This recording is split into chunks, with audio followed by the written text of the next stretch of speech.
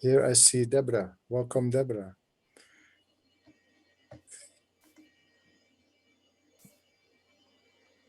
Good morning. Morning. So glad to meet you. Good Yep, afternoon. I believe we've met, have we? We have not. Did anyone tell you I was coming? I don't know, and I don't even recognize your name as anybody I've met before. My name is Barry Court. Hello, Barry. Nice to meet you. I happen to be Deborah Ricci, R-I-C-C-I. Does that give you a hint? Oh, Paul Ricci's spouse? Sister. Sister. Older sister. Older sister. No, he's my little brother, but I have, as of last night, promoted him to the position of guardian angel. Super. So that's, we are related. Welcome. Welcome. Nice to meet you all. Welcome. Hey, so Barry, are you moderating and focusing today, or is Glenn, or is Jazz, or who else? Well, I don't know if you saw what I replied when you asked it. I said, I would, if Jazz wants to claim his reservation, then I'll defer to him. Otherwise, I'll present, but I would like to delegate moderation to somebody who knows how to moderate a community where there's no social contract, because that's beyond my ken. I promote Glenn to moderate. Anyway, Deborah, Sure. this is Sam. I mostly host, moderate, and focus in most of these sessions, but today I'm taking a back seat. So today someone else will do so. Thank you. And that must be Thais who is speaking. Yes. Oh, this is Sam. Mhm. That was Sam who spoke now. Yeah, because Sam usually sort of moderates these sessions. Okay. Deborah, have you seen any of these past sessions? There's about 3 years of them. No, and I'm sorry I don't have time to catch up on 3 years. Can I just jump in? It'll only take Yeah. 2,000 hours, okay? Okay. Just a couple of 1,000 hours. Okay, Glenn, if you're going to be moderator, I will make you host. Sure. Well, I meet together with Stacy. I participated in a little test meeting a few days ago where Barry presented his thing, and yeah, found it very interesting. So if we're going to go into that, I'm sure we can just give the floor to Barry and just take it as it comes. There were two different presentations that I was considering. One was the one you saw, Glenn, which is on theomethy. And the one that I have proposed to do today is on my other research, my professional research on the interplay of emotions and learning. They're overlapping, but this is a completely secular model of the interplay of emotions and learning.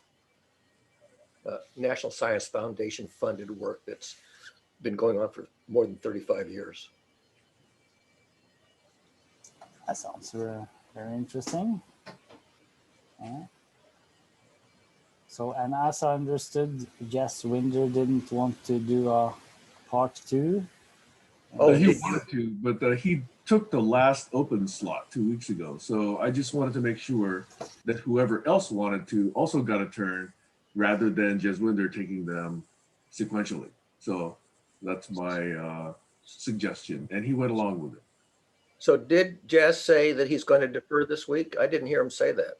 No, my suggestion was that you and Jazz negotiate. No, but Glenn, I thought, said that Jazz had made up his mind, but I didn't hear that. Did you, Glenn? No, I saw a message, but I'm not sure. It wasn't quite clear. Okay. So, but if Jazz doesn't come, then yeah, I'm sure He's it not can here, be. he's voted. Hey, Deborah, just for completeness, what time zone are you in? Just to get a sense of. Central. So it's 10 here. Okay. Do you mind saying what city? You don't have to. Oh, not at all. I'm from the Twin Cities, and I'm currently at this moment at an hour and 15 minutes north of the Twin Cities in a little town called Cambridge. I work full-time as a volunteer at a retreat center here. Ooh, okay, cool. It's called the Arc Retreat Center. Okay.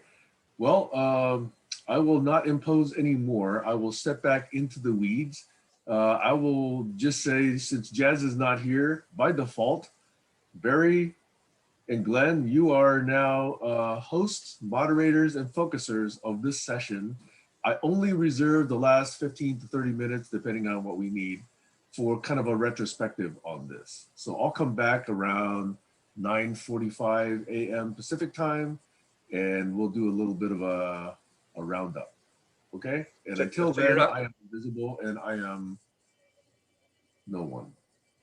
So you're not going to participate in the audience today? I may, but part of the reason for this is I like to putter, so I may be puttering, so I may not be 100% here. Okay. Okay, that's fine. Okay. Let me say that there's quite a bit of remarkable overlap here, because although I have not met Deborah before, I've met her brother. And the way I met Paul Ricci, Deborah's brother, is about a month ago, or it might have been 2 months ago now. This same group, Glenn, that I'm going to give a talk on Wednesday, this coming Wednesday, in the adjacent town of Lexington. I live in Bedford, Massachusetts, which is a suburb of Boston. And the town I live in is adjacent to two famous towns, Lexington and Concord, which figured into the Revolutionary War. The town that I live in, which is nestled between the two, is not so famous because it was a hotbed of Tories. They were loyal to the king at the time of the Revolution. But in the adjacent town of Lexington, there is a non-denominational Christian church called Grace Chapel. And because there's a lot of scientists in Greater Boston, and because a lot of them live in Lexington, there's a lot of scientists who are members of Grace Chapel. And they formed a discussion group, a monthly discussion group. Initially, it was a book club, and then it became just a general discussion group on the interface between science and theology. Just let Alex in. So from time to time, we take turns presenting. And I presented there before. I'm going to present there next Wednesday, this coming Wednesday. But the last time that I attended and somebody else was presenting, there was a bit of an overtime session after the session ended. And there were a couple of people who hung around for the overtime who I had not met before. And they were just chatting away, and I was sort of, you know, half listening. And one of them brought up a topic related to emotions. And I listened to them, and there was this chap named Paul Ricci, who I didn't know, but he had shown up. And he was talking about, he had some new ideas about some models relating emotions to learning. So I perked up and I listened to him. And then I said, this sounds very similar to what I've been working on. I put up the slide, which I'm going to show today. And Paul said, oh my God, you and I have independently discovered the same model. So the model I'm going to show today is one that I've been developing for 35 years. And Paul has begun to develop independently. Deborah's brother has begun to develop independently more recently. So now that, let's see. I say that Joshua and Stacy are here. I'm going to put up. Go ahead, Glenn. Do you have to say something?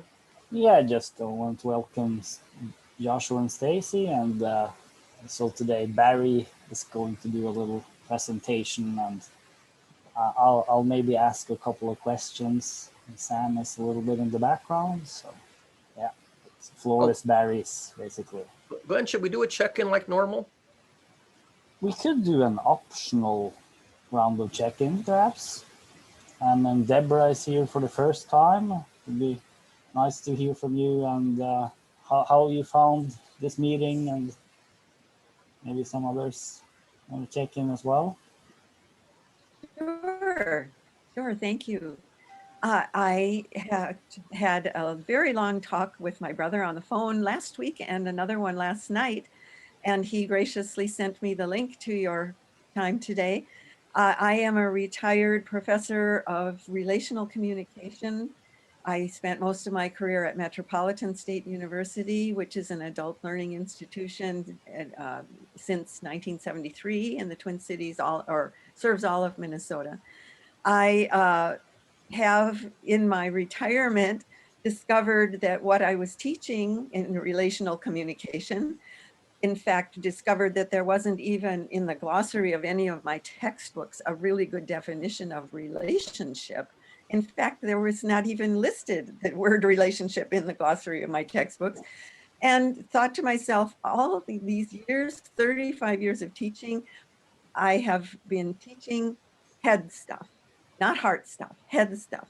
And it had very little to do with emotions until I discovered nonviolent communication later in my career. So anyway, I am totally on track with what I just heard from Barry. Can't wait to hear more. And that's why I'm here today. And Paul and I love watching him blossom in this area. He's so excited about it. And so am I. So glad to be. I missed hearing who your brother was. Paul Ricci, R-I-C-C-I. Thank you. And I'm surprised he's not here. Could you just Perhaps he'll briefly show up say here. what relational communication is? Sure. It would be college level topics such as interpersonal communication, small group communication, organizational, and my favorite, intercultural communication. Also, it encompasses alternative dispute resolution such as mediation and negotiation, and even peace studies and justice studies if you go far enough. Sounds very interesting. Yeah. So I'll does just anyone point else out- want?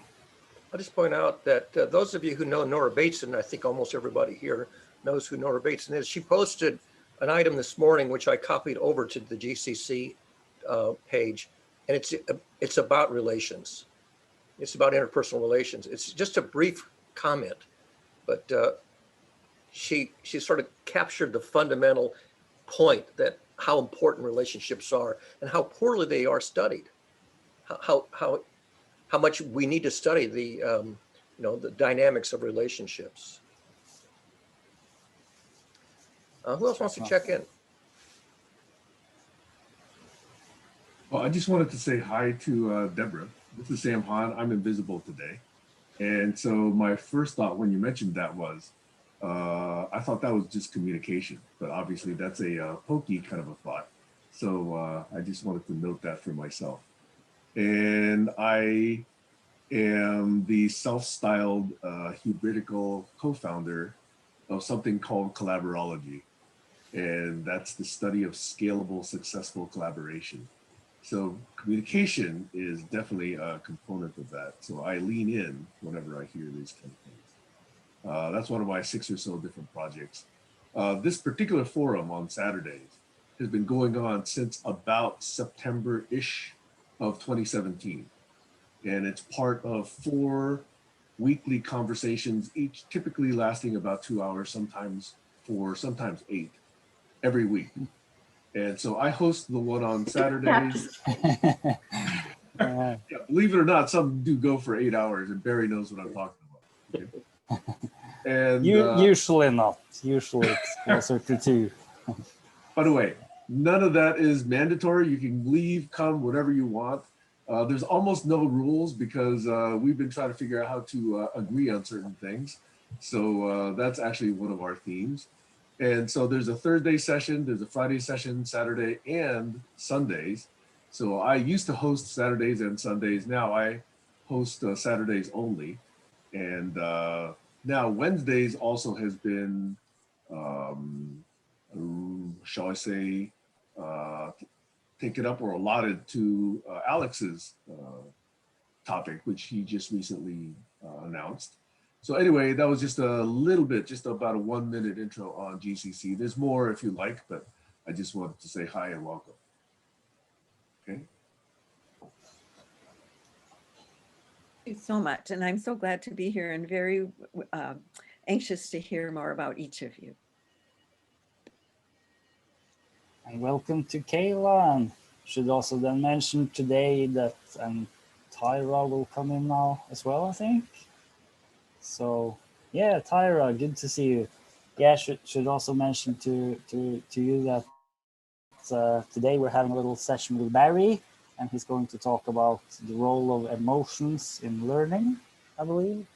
So we can have an optional little check-in now if we want, or Barry can go into it.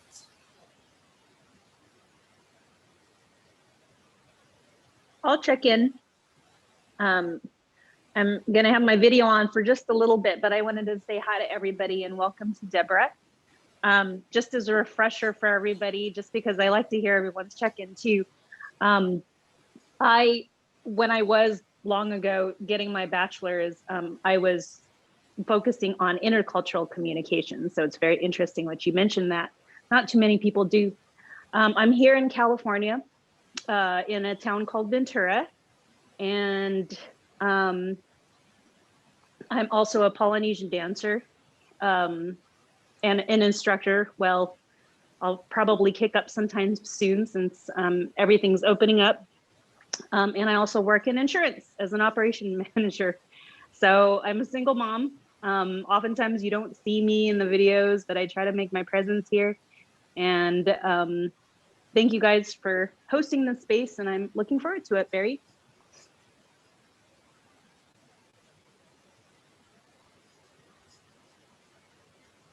Tara, would you like to check in?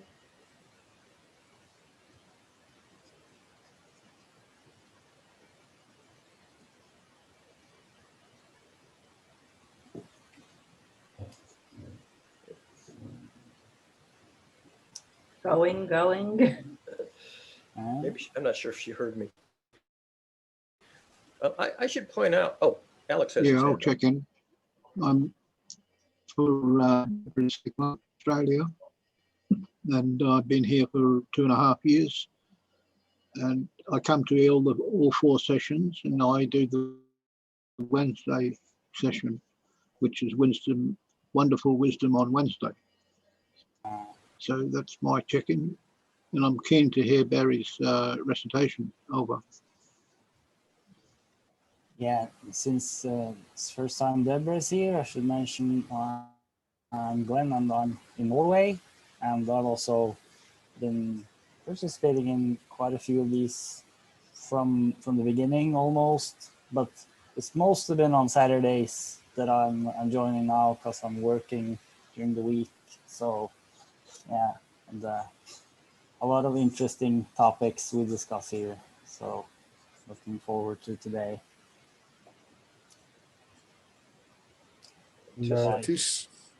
Ties from the Netherlands, and well, I'm teaching vocational training, road building, and house building.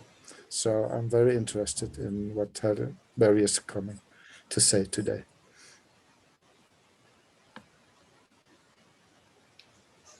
One of the first times that I came to one of these GCC sessions was last October. I think I'd been to one back in 2019, in the spring of 2019, but I came to one in middle of October, and I didn't really know anybody here. But as I recall, Kayla had raised a question, an issue that was on her mind, and I think it had to do with her children and their issues with issues in public school. And she raised the question about emotional issues arising in the course of children attending public school. And I responded by showing a short preview of what I'm going to present today. So some of you may have seen a teaser of this before, thanks to Kayla's asking a question that was related to this. And so this time we're going to go a little bit deeper. And some of the material is going to be technical. And if it gets too technical, we can back off and set it aside. You can study it independently. Some of it I think will be much more accessible. So let me do a screen share. And there's a part at the beginning that if I can encourage Joshua and Stacy to do it, there's a little sketch. Let me find, where did I hide it? Here it is. I got to find where it is on my screen. There it is. Okay. So everybody can see. Are you seeing this? Yeah. Cognition, affect, and learning?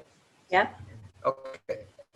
So This is a research area that I began thinking about back in the mid 1980s. In response to a personal experience, an encounter with somebody who was learning disabled and was struggling with learning and had a lot of unexpected emotional feelings about learning. And it puzzled me, but in the process of dealing with it, it occurred to me that I had no idea how to reason about the interplay of emotions and learning.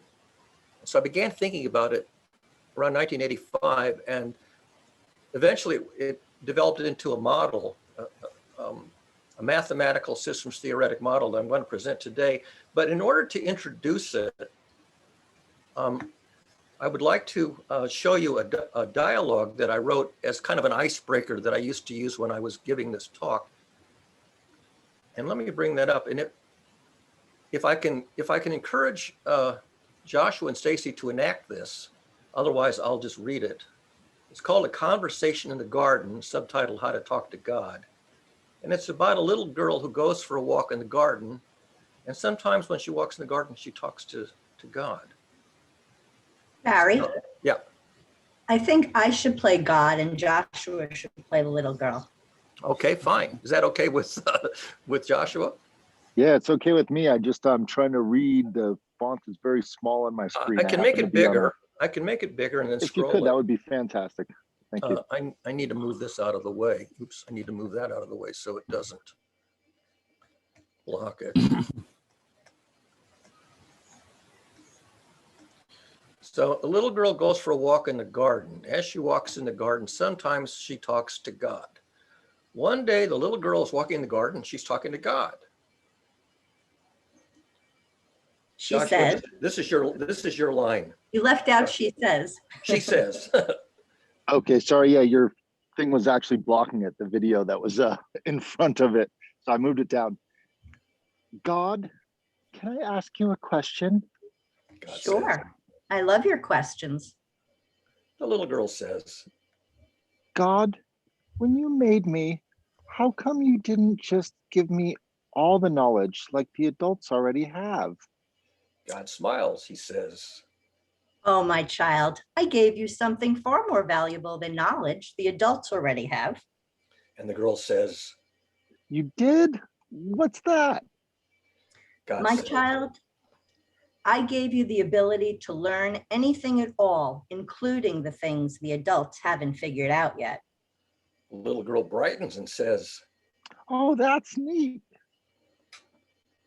She walks on a little ways. After a minute, she says. God, I have another question. God says. I'm listening. The little girl says. God, when you made me, how come you gave me emotions? God says. Oh, that's the best question anybody's asked me in a long time. The little girl wrinkles her brow and says. You're keeping me in suspense. Tell me, God, when you made me, how come you gave me emotions? God says. Think about it, my child. Without emotions, how would you know what it was that you needed to learn or be able to tell when you finally learned it? The little girl says. Oh, maybe this learning business could be fun. God smiles. A minute later, the girl says. God, can I ask you another question? God nods his head yes. The little girl inquires. Can we meet again tomorrow?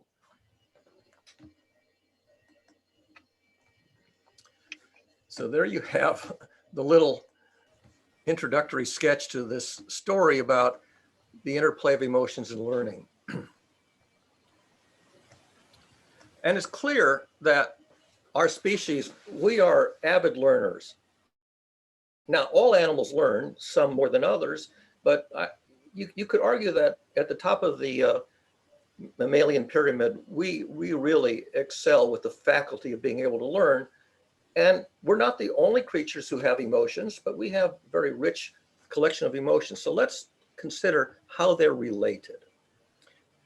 And you can see that there's a lot of material here, probably much more than we're going to be able to go into in any depth, but least I want to give you a flavor of it. So let's start here at the introduction.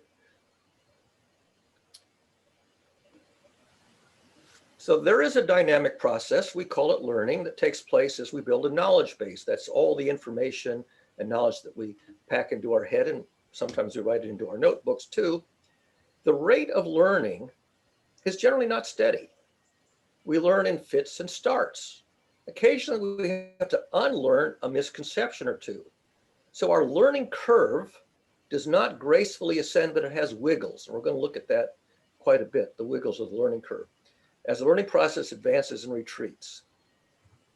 So let's consider some identifiable emotions that appear along the way of a learning journey.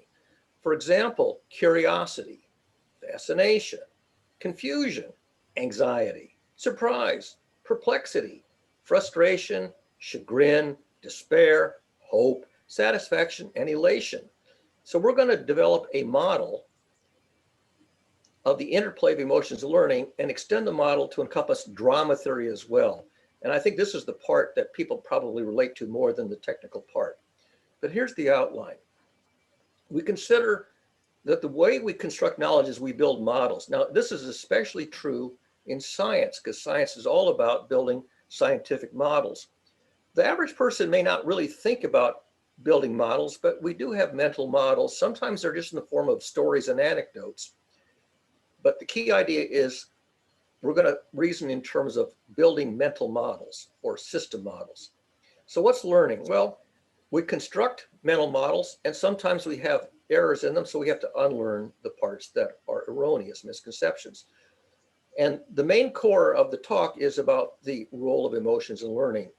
There's some very technical stuff here in the middle. It's called the phase plane diagram. I may not spend too much time on it because it may be a bit more than can be digested in this sitting. And then we're going to move into storycraft and the Bardic arts, because that descends from this basic model. And within the Bardic arts, we're going to talk about storybook characters and then a bit of other stuff that's kind of an add-on.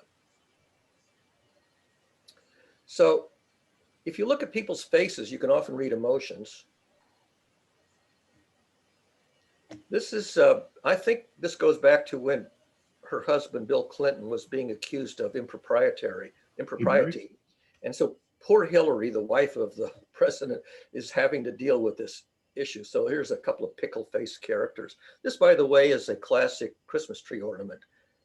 I think it's popular in Europe. Glenn may recognize that. So let's take a look at the basic concepts and terms. Now, sometimes we use the word affect. It's kind of a more neutral clinical term for emotions, but affect and emotion are kind of synonyms. Sometimes you can use affect when you're referring to learning systems other than living systems, especially other than human beings. So keep in mind that affect is just a synonym for emotions. So we talk Sorry to interrupt you. Sam has his Oh, yeah, hand go up. ahead, Stacy. I was just going to say Sam has his hand up. Hey, I was going to say the just same thing. curious. How would you like to address questions? Should we leave them to the end, or can we pepper them through? No, please stop and ask questions if I'm going too fast or skipping over things. And that's why Glenn is here as a moderator, because I can't watch both the presentation and the little film strip on the side. Yeah, I think that's a good idea. Just throw in the questions. Yeah. So sorry, I can't actually raise my hand using the Zoom UI, because even if I give Glenn host, which I did, I don't have the raise hand icon in my UI. Turns out, strangely. So that's why you don't get reactions, huh?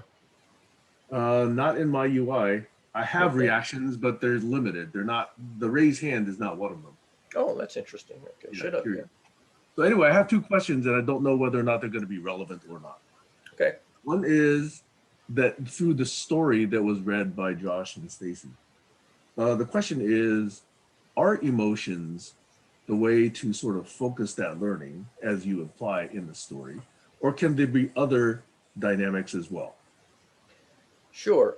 If you're learning on your own without a teacher or a guide or a learning companion, then your emotions are sort of the first thing that will appear. If you're learning in the presence of an educator, a parent or a teacher or appear, then the peer may also intervene because they may notice that your learning is going a little off track. So emotions are one, but other people that you're engaged with may also be a part of the dynamic process of redirecting or guiding your learning or helping you get past obstacles. So the reason I asked that question is because it seems like that use of emotion seems to be a corrective action, whereas I was focused more on things like curiosity, which are more like enhancing or positive kinds of dynamics. What you'll find when we get a little further into it is that there are phases of learning, and we'll go into 4 phases, and each of the 4 phases, some of the emotions are salient in some of the phases and other emotions are salient in the other phases. So when we get to the 4 phases, then you can ask the question again if you still don't have it resolved. Okay, I don't want to hog this either, but I do have a second question, if that's okay. Go ahead.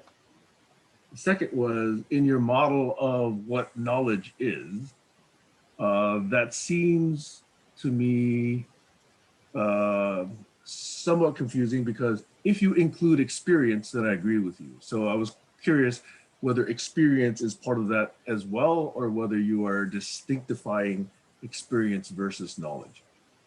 Well, experience is a little bit like an unplanned experiment. So when a scientist wants to gain knowledge, they may do a formal experiment, but oftentimes what you learn is through just haphazard or happenstantial experience. So you can learn by, say, opening a book or having a teacher, but you can also learn by doing things.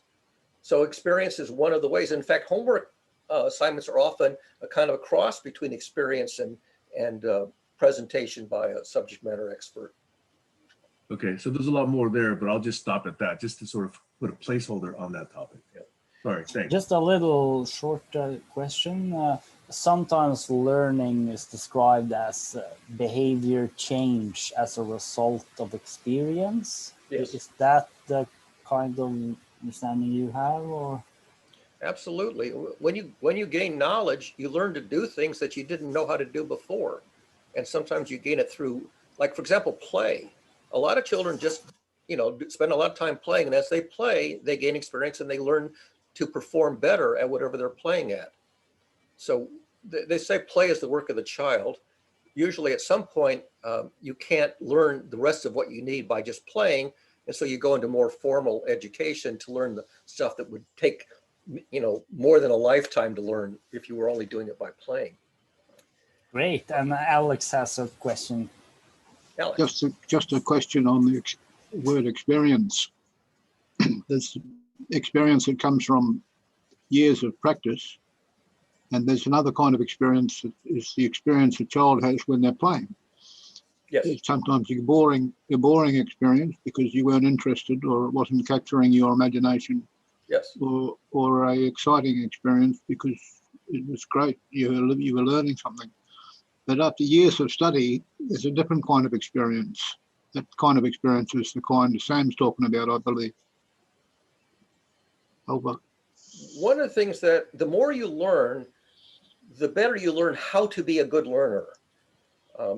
Sometimes you learn things, you really learn it the hard way. You go, I could have learned that a whole lot easier if the learning environment had been more conducive. So one of the things that as you become a better learner is you learn how to create learning environments which are more efficient and also more pleasurable. And that's one of the roles of this whole theory, is how do we create learning environments that are both fun to be in and efficient. You actually learn a lot and you don't make a lot of mistakes and waste a lot of time and have a lot of grief and sorrows of things that went haywire. So learning how to learn, that's called metacognition. We're going to get a little bit into that. One of the first things that I did is I had to think about what kinds of emotions are salient in learning. And the very first one that came to mind way back in the 1980s was the anxiety confidence axis. If you feel unprepared, as you're expected to perform, and you really don't think you've mastered it yet, you tend to have anxiety and worry. Spilkus in the Genecticazoid, butterflies in the stomach. And if you have at least some amount of anxiety, that motivates you to practice and learn. If you have too much anxiety, it can actually interfere with the efficiency of learning. But if you if the anxiety motivates the learning and the learning is successful, then you arrive at confidence. And so this axis is the first one that came to my mind in terms of what emotions are in play in learning. This drives the motivation, and this is the result. This is an unpleasant emotion, and this is a more comfortable emotion. The next one that came to mind was the boredom fascination axis. You know, extreme boredom. I don't know if everybody knows this word, ennui, sort of the most extreme level of boredom. And then you think about, you know, Mr. Spock in Star Trek. You know, total fascination, curiosity, and fascination are very powerful motivators to spend time investigating something that you don't know very much about and would like to learn about, and it gets you out of boredom. One that's pretty common is frustration. If you're trying to learn something and you can't make sense of it, you get confused, you get frustrated. So people do experience this set of emotions, and it can be very unpleasant. But if you solve it, if you get out of this, then you can get into a state of enlightenment and euphoria. So this is a very important emotion axis too. There's also a spirit axis. You can be very dispirited, disillusioned, dissatisfied. Oh, this is just too much. I'm never going to get there. Or you can have on the other side, you know, positive attitude, wistful, hopeful, or encouraged. This is sometimes where a cheerleader, you know, cheers you on, and it can help put you in this positive state if you're feeling, oh, this is too burdensome. There's also a fear axis, terror, dread, apprehension. You know, you're worried about falling flat on your face or getting hurt. And the opposite of that is awe. This is a very interesting word, because the word awe kind of has both connotations. But to be in awe of something's, you know, really focuses your attention and gets you out of this terror state. There's also this embarrassment pride axis. This can often play a big role in group learning, in classes or in groups.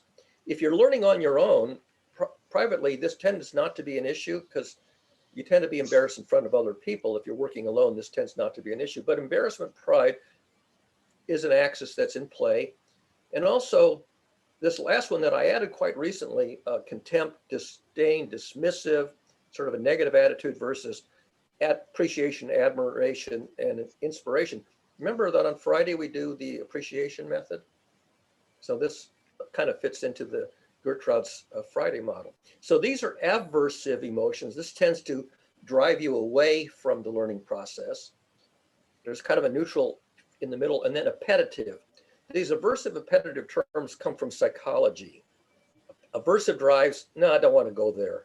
And appetitive drives, yeah, let's go there. So we're dividing the emotion axis into the negative valence ones, and I put a -1 to +1 numerical axis just to show that you can put this on a numerical scale if you like, but most often people will use dictionary words as opposed to just giving a numerical axis. And I have to point out that, you know, this is not definitive. You can play around with dictionary words and add more axes as you determine that they're relevant. But this is sort of where I started, these axes. So let's see here. Now, anybody who's paid attention to their own learning or learning of their children or their peers, you will clearly observe these emotions can be in play. And sometimes more than one of them. You can have mixed emotions. You can have, on the one side, anxiety, but on the other side, be hopeful. So it's not that you can only be in one of these at a time. These are kind of parallel axes. I introduced the word cognition, just a fancy word for thinking and problem solving, using your noodle to think and solve life's large and little problems. And by the way, this may not be obvious. Thinking is a learned behavior. A lot of what we learn is methods of reasoning. And there's lots of methods of reasoning, some of which are taught in school and some of which you kind of pick up by osmosis. And they're not actually subject matters, but they're nonetheless very powerful methods of reasoning that one can learn at various stages in life. We learn from firsthand experience, from cautionary tales. We learn from stories and dramas, and we learn from our own life experiences. We can have disheartening experiences in life, embarrassing, lamentable. I heard a voice speak up. I know Colin's hand is up. I don't know if you're speaking. Yeah, Colin has a question, I think. And Paul Yes, just- Ritchie is coming in. Yeah. Oh, Paul is Yeah, I don't here. know if you can hear me. Yes. We can hear Can you. you hear me? Yeah. Okay, good. No, I just wanted to point out on the last slide that the spectrum is sideways. I turn it the other way vertically because I call them sliders, right? I just thought I'd point that out. You can draw these any way you like. Since this is in Yeah. language, I had to do it horizontal. Because Not to if not to this were interrupt. Chinese, we'd do it vertically, right? No, but we had a bit of a discussion on that particular thing. So I thought it would be important, since we have some time invested, that is a model or idea that I have in my head for a slider. Same idea. Right. But the question is, how do you determine in real time what's actually happening? So this is all just modeling, and it's really interesting. Keep going. Yeah. Sometimes a person will be able to report their own emotional state. When I was at the Science Museum doing the puzzle activity, we had some visitors who could narrate their emotional state as they were doing the puzzles. In other cases, I had to look at them and kind of read the expressions on their faces and their body language to figure out where I thought they were, because they weren't narrating their own. The best people are ones who can narrate in real time their emotional state as they're thinking their way through a problem. But that's actually pretty rare. So I mentioned that I have positive and negative valence, pleasurable and unpleasurable halves of these emotion axes. And it's possible to be in a state where some of your emotions are on the positive side and some are on the negative side, in kind of a tug of war. The technical term for that in psychology is neurosis. And neurosis is where half of you feels, no, let's not go there. And the other half says, oh yeah, let's do it.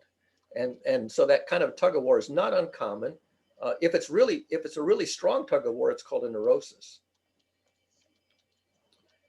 So we're going to dig deeper into this concept of how to think about the interplay of emotions and learning, because so far people mostly have poetic metaphors, and we want to do this in a little more scientific method. So now everybody has heard of a learning curve, and usually when people think of a learning curve, they think of a curve that rises monotonically, gradually, and then flattens out. Almost always a learning curve is drawn rising and flattening out. But in fact, we do not learn monotonically. Sometimes what we learn includes mistakes, errors, misconceptions. And so from time to time, you realize that you're laboring under a misconception and you have to throw away a belief that's just wrong. And so a learning curve really has wiggles. You build some knowledge, which includes beliefs, and some of the beliefs are in error.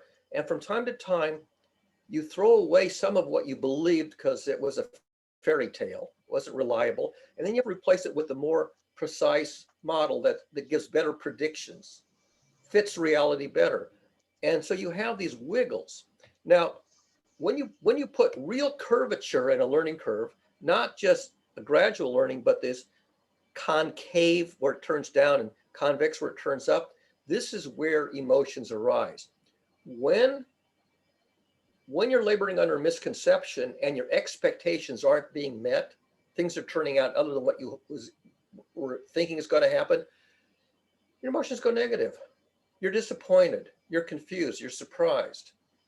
And so, curiously enough, you can draw a frowny face right on top of this hillock, where this hillock is the peak of a misconception. And then you start to throw it away. And there's an inflection point here where instead of going down, the curvature starts to turn around and curve upward again. Convex is the term for turning up. And so you have these alternating cycles of concave and convex as you have this wiggly roller coaster learning curve.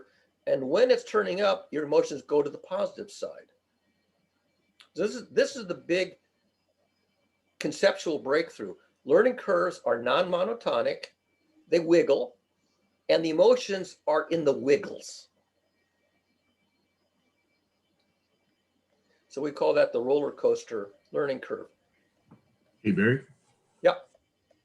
Can I make another observation / ask a question? Please do.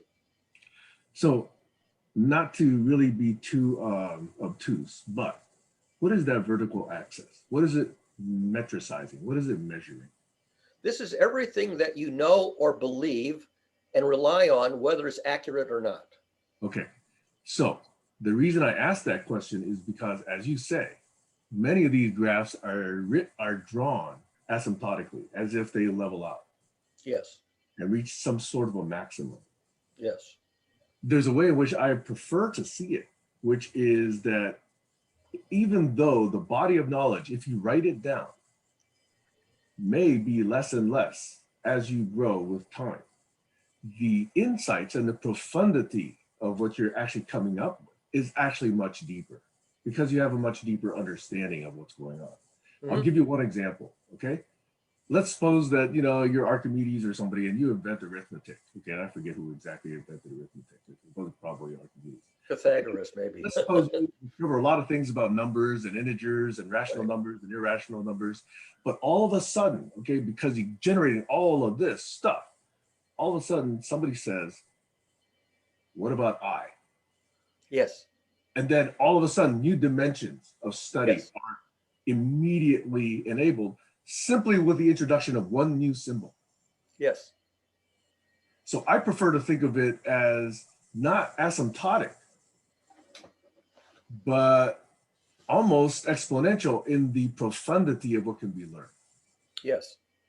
Just thought I'd throw that out there. You can add new dimensions. So you can study a whole bunch of subjects. And then after you say graduate from high school or college and you've learned all the subjects that were offered, you say, boy, there's a whole lot more to learn that was never a subject that I could have taken a course in high school or college. And then people start taking adult education courses and workshops and seminars in subjects that were beyond what's in school, and maybe even beyond what's in Sunday school or beyond what your parents were teaching you. So this is not a one-dimensional axis. Every kind of subject that you can delve into can be, another vertical axis. So this is for any one subject or area of any one discipline, but then you can go into different disciplines. So for example, this whole theory of emotions and learning, it's not yet in Psych 101. If you take a course in Psych 101, this won't be in it yet. Maybe someday it will be. You'll talk about emotions in psych and you might talk about learning, but you won't find a mathematical model connecting emotions and learning in your classical Psych 101. Barry, I think the sigma of all those subjects, you're referring to maybe a single subject, and Sam is referring to a sigma of all Yes. subjects. And the sigma of all subjects might very well be hyperbolic instead of asymptotic. Could very well be. Yeah, could very well. By the way, that's Paul Ricci. That's Deborah's brother who just came in, who was just speaking. Hi, Hello, Deb. Glad to hello, see you. Paul. And I will point out again, Paul has independently discovered the same model, or at least a version of this model. So Paul probably understands this even before I present it, because he's been thinking the same thing independently. And we only met, what was it, like 2 months ago, Paul? Yeah, about that. And Yeah. it was a pretty strong connection. I was kind of flabbergasted to find somebody who saw thinking and learning in an analogical form as the first derivative of thought, and as a second derivative, emotion.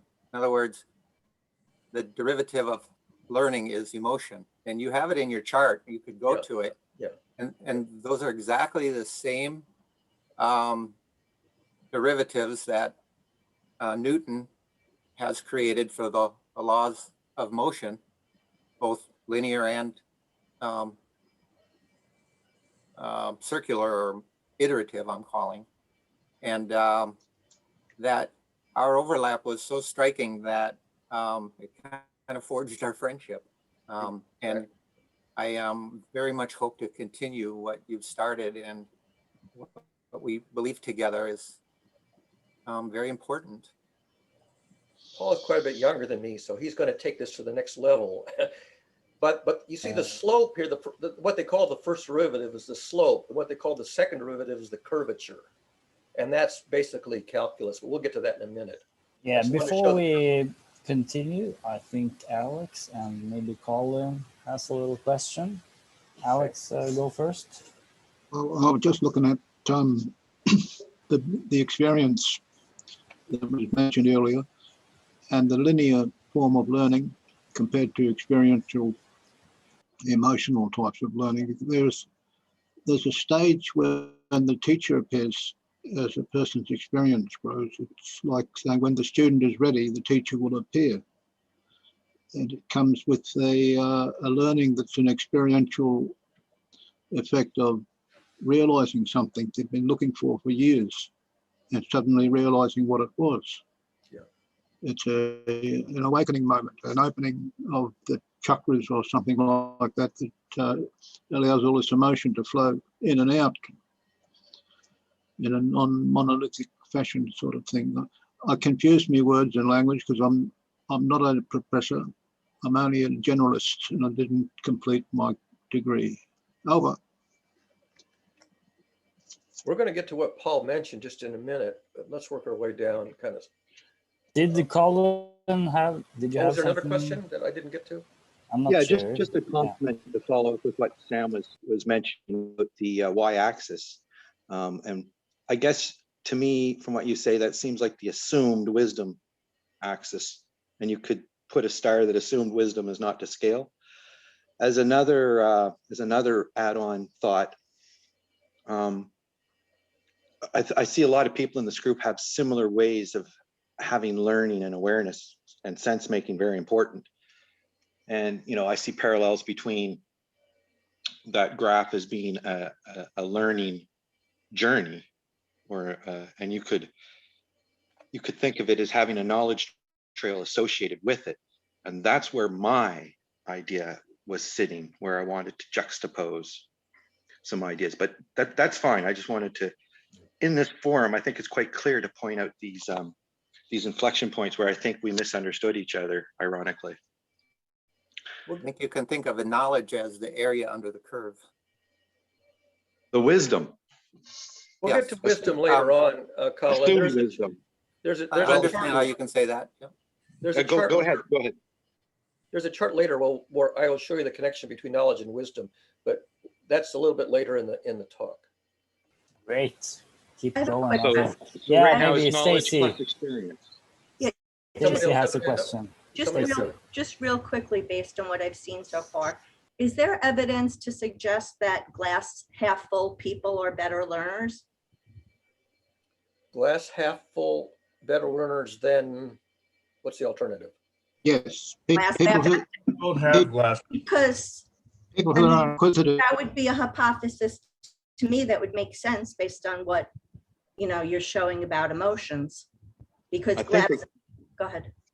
Yeah, I think they could be better at being positive and motivators. It doesn't mean they're brushing on the truth, though. That's why I say assumed wisdom. But continue on. I really I'd want like to to hear help from. Aaron here because there's been a lot of Yeah, interruption. I think and- Barry should keep going. Yeah. Yeah, you Well, might want to Deb hold some can- questions until after you've seen it, because a lot of people are anticipating what's coming. So we'll get to it as we go along.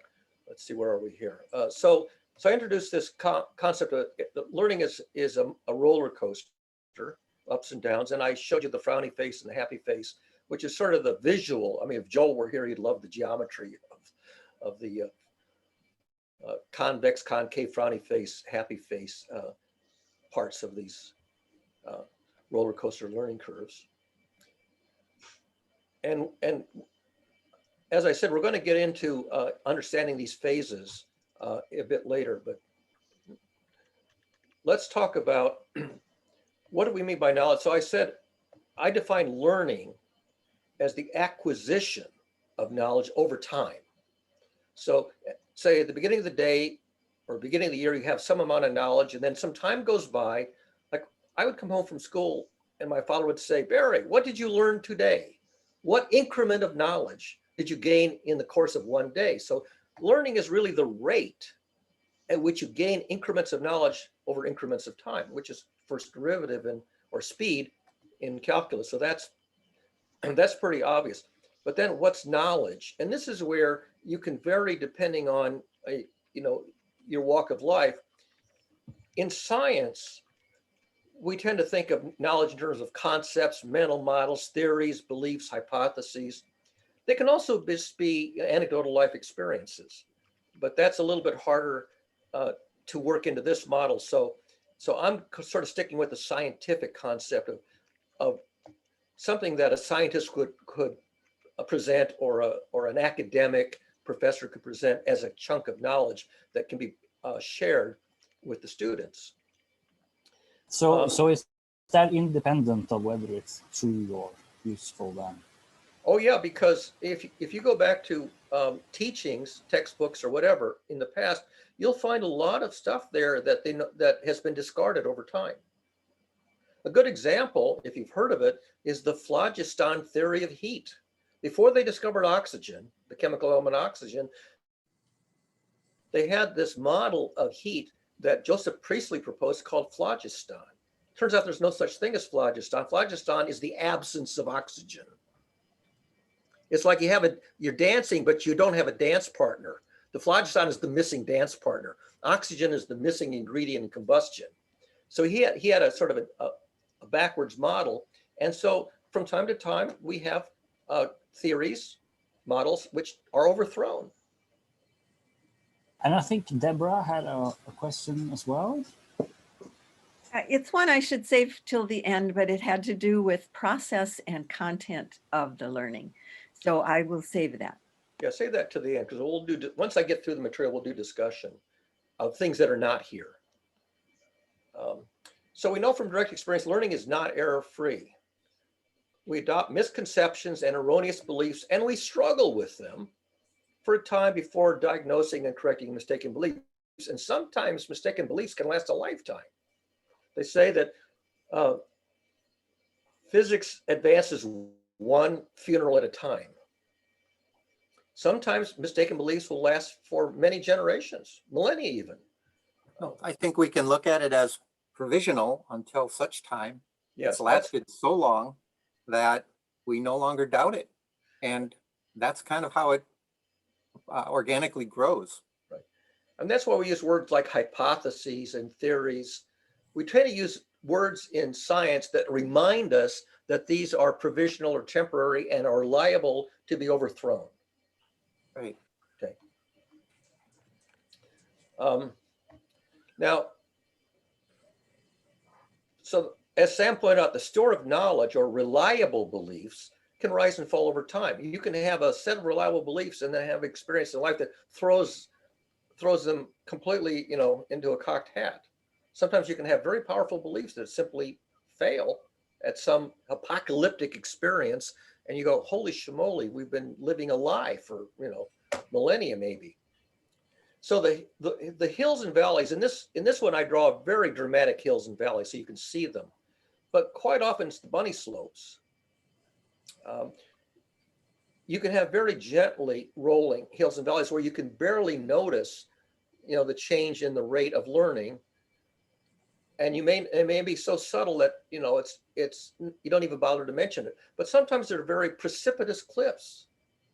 And there will be times when you have very dramatic changes in your learning curve. And sometimes you'll just be very gentle. I got a 98 on the quiz. I had one little mistake, big deal. I'll fix it. Hardly even noticing it. And there's no guarantee that after time passes that precipitous cliff might fracture and collapse into itself even after time has passed. So anything can happen. Yeah. Civilizations do collapse. Look in history, civilizations collapse and living creatures go extinct. Okay, so it can be very precipitous. Little question from Alex here, I think. You have to unmute, Alex. No. Yeah. I didn't raise my hand. It must be still up there. Okay. Just take it If up. I Can I had to make a lower it suggestion? manually, the moderator should lower people's hands Yeah. after they've asked the question. Okay, Stacy, go for it. I just want to make a suggestion. If you have a question, why don't you just type the question in the chat?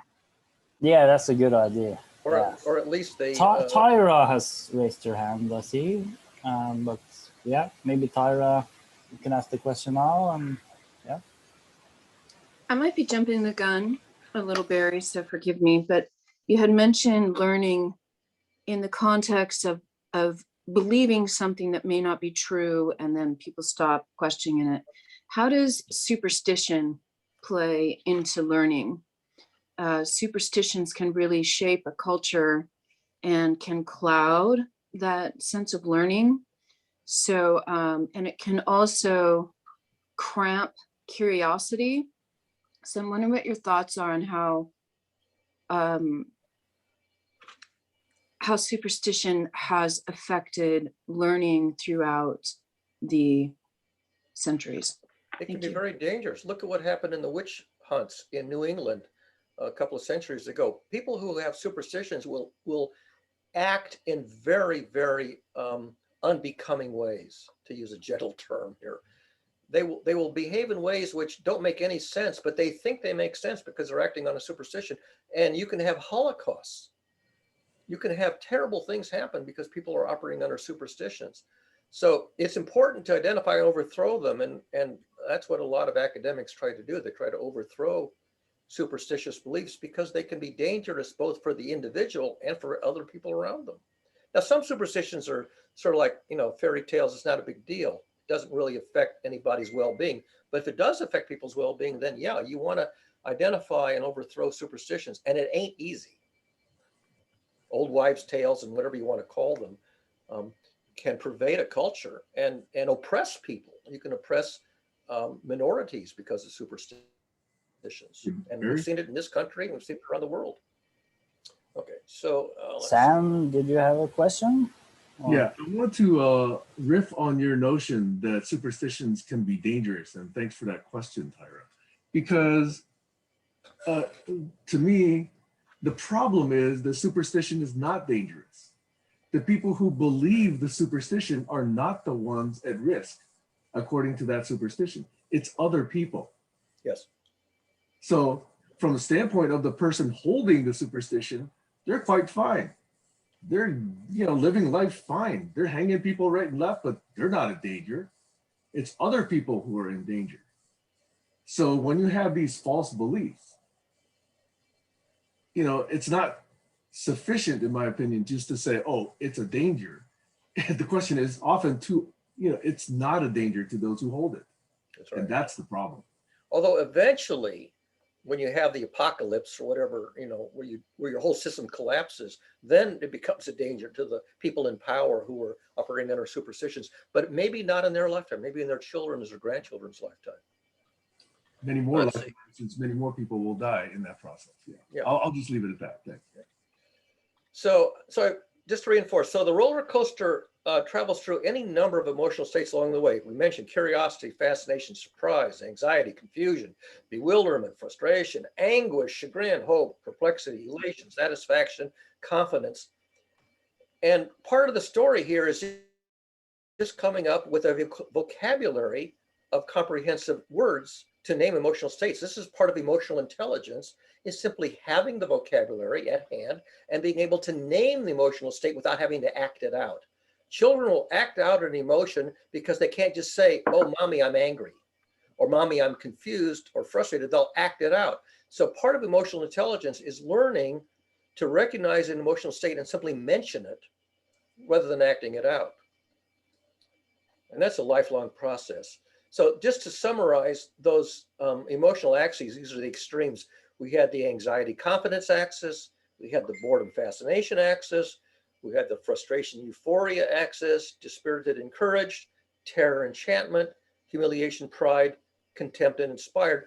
These are the 7 candidate axes that I picked out as most salient in the learning journey, the learning process, but others may come to mind. This is not necessarily definitive. Now we're going to get to the role of emotions in learning, the interplay. Now, those of you who already have a reasonable amount of math may have recognized what we mentioned about slopes and curvature. And this really gets into what you learn in algebra and first year calculus, things about the slope of a curve and the curvature of a curve. So the ups and downs, we're going to basically go into some mathematics that characterize things like slope of a curve and the curvature of a curve. So if you think about ordinary motion, so you're on a roller coaster, think about ordinary motion. First of all, time matters because you're moving over time and you're moving a certain distance. So your position is changing. So as time goes by, your distance is traveled or position has changed.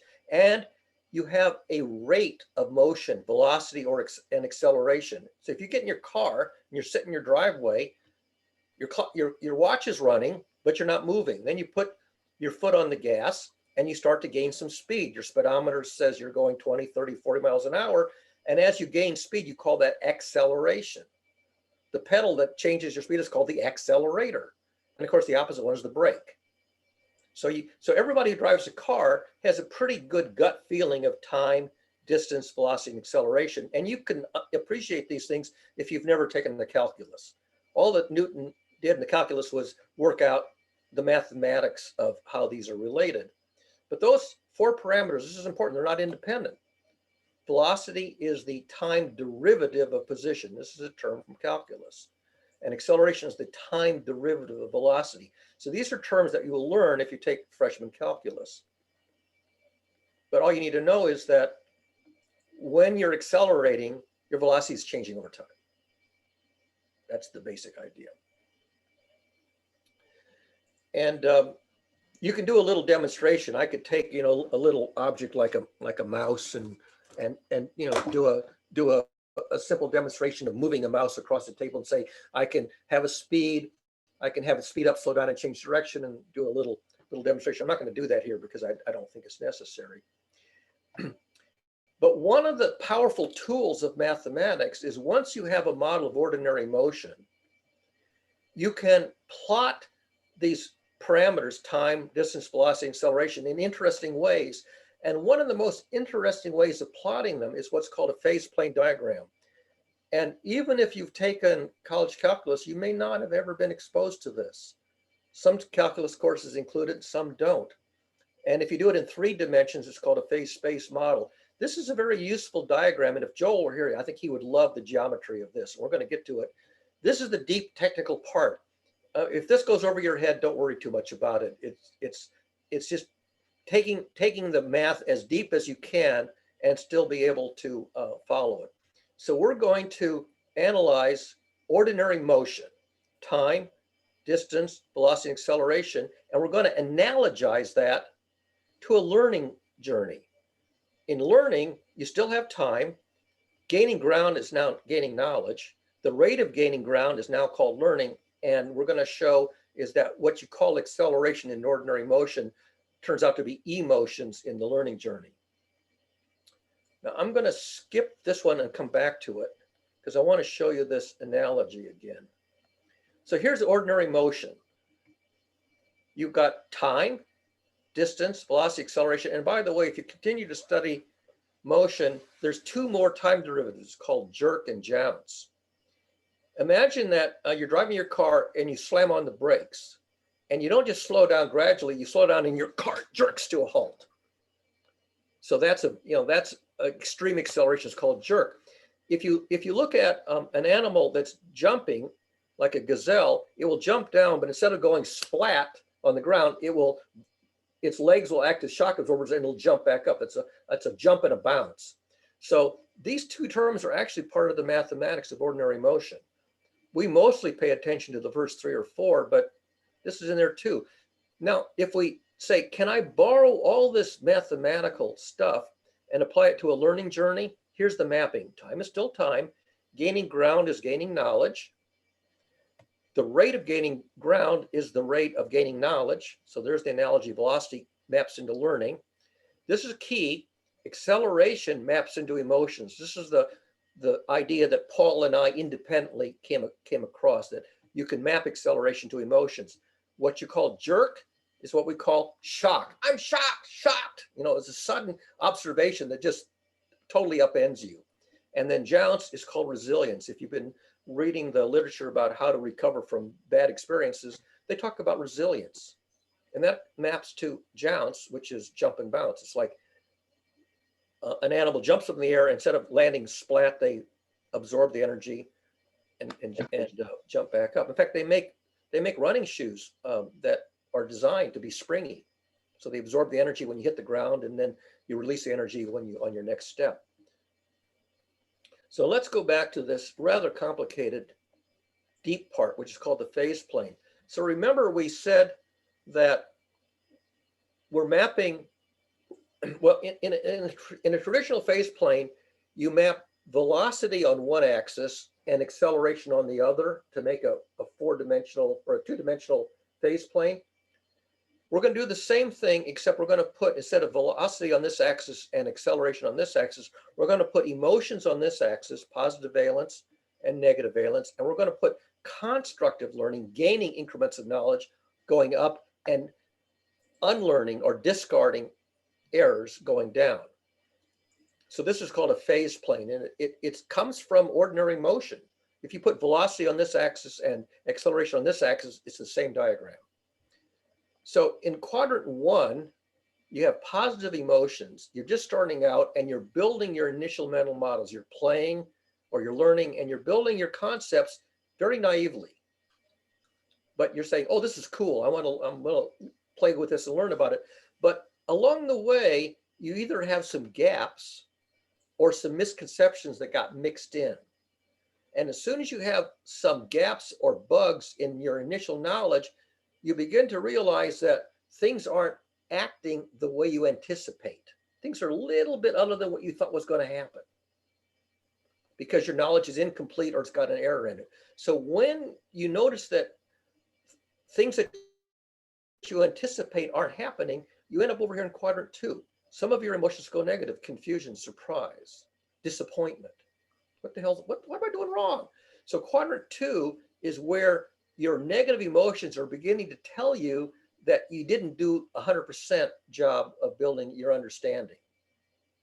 And you can dwell in quadrant 2 for a long time until you diagnose either the gap or the misconception or both.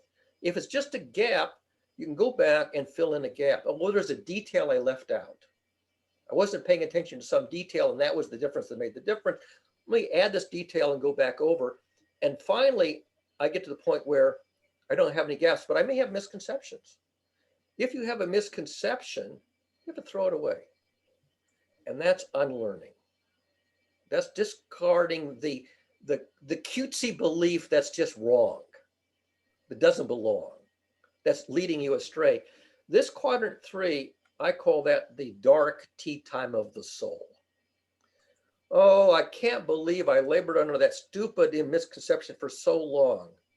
I thought my boyfriend loved me, and then I found out, he's a jerk, or vice versa. So when you discard misconceptions, this is when you have the most dispiritedness. I can't believe I wasted all that time on that idea that's just not going to pan out, that loser.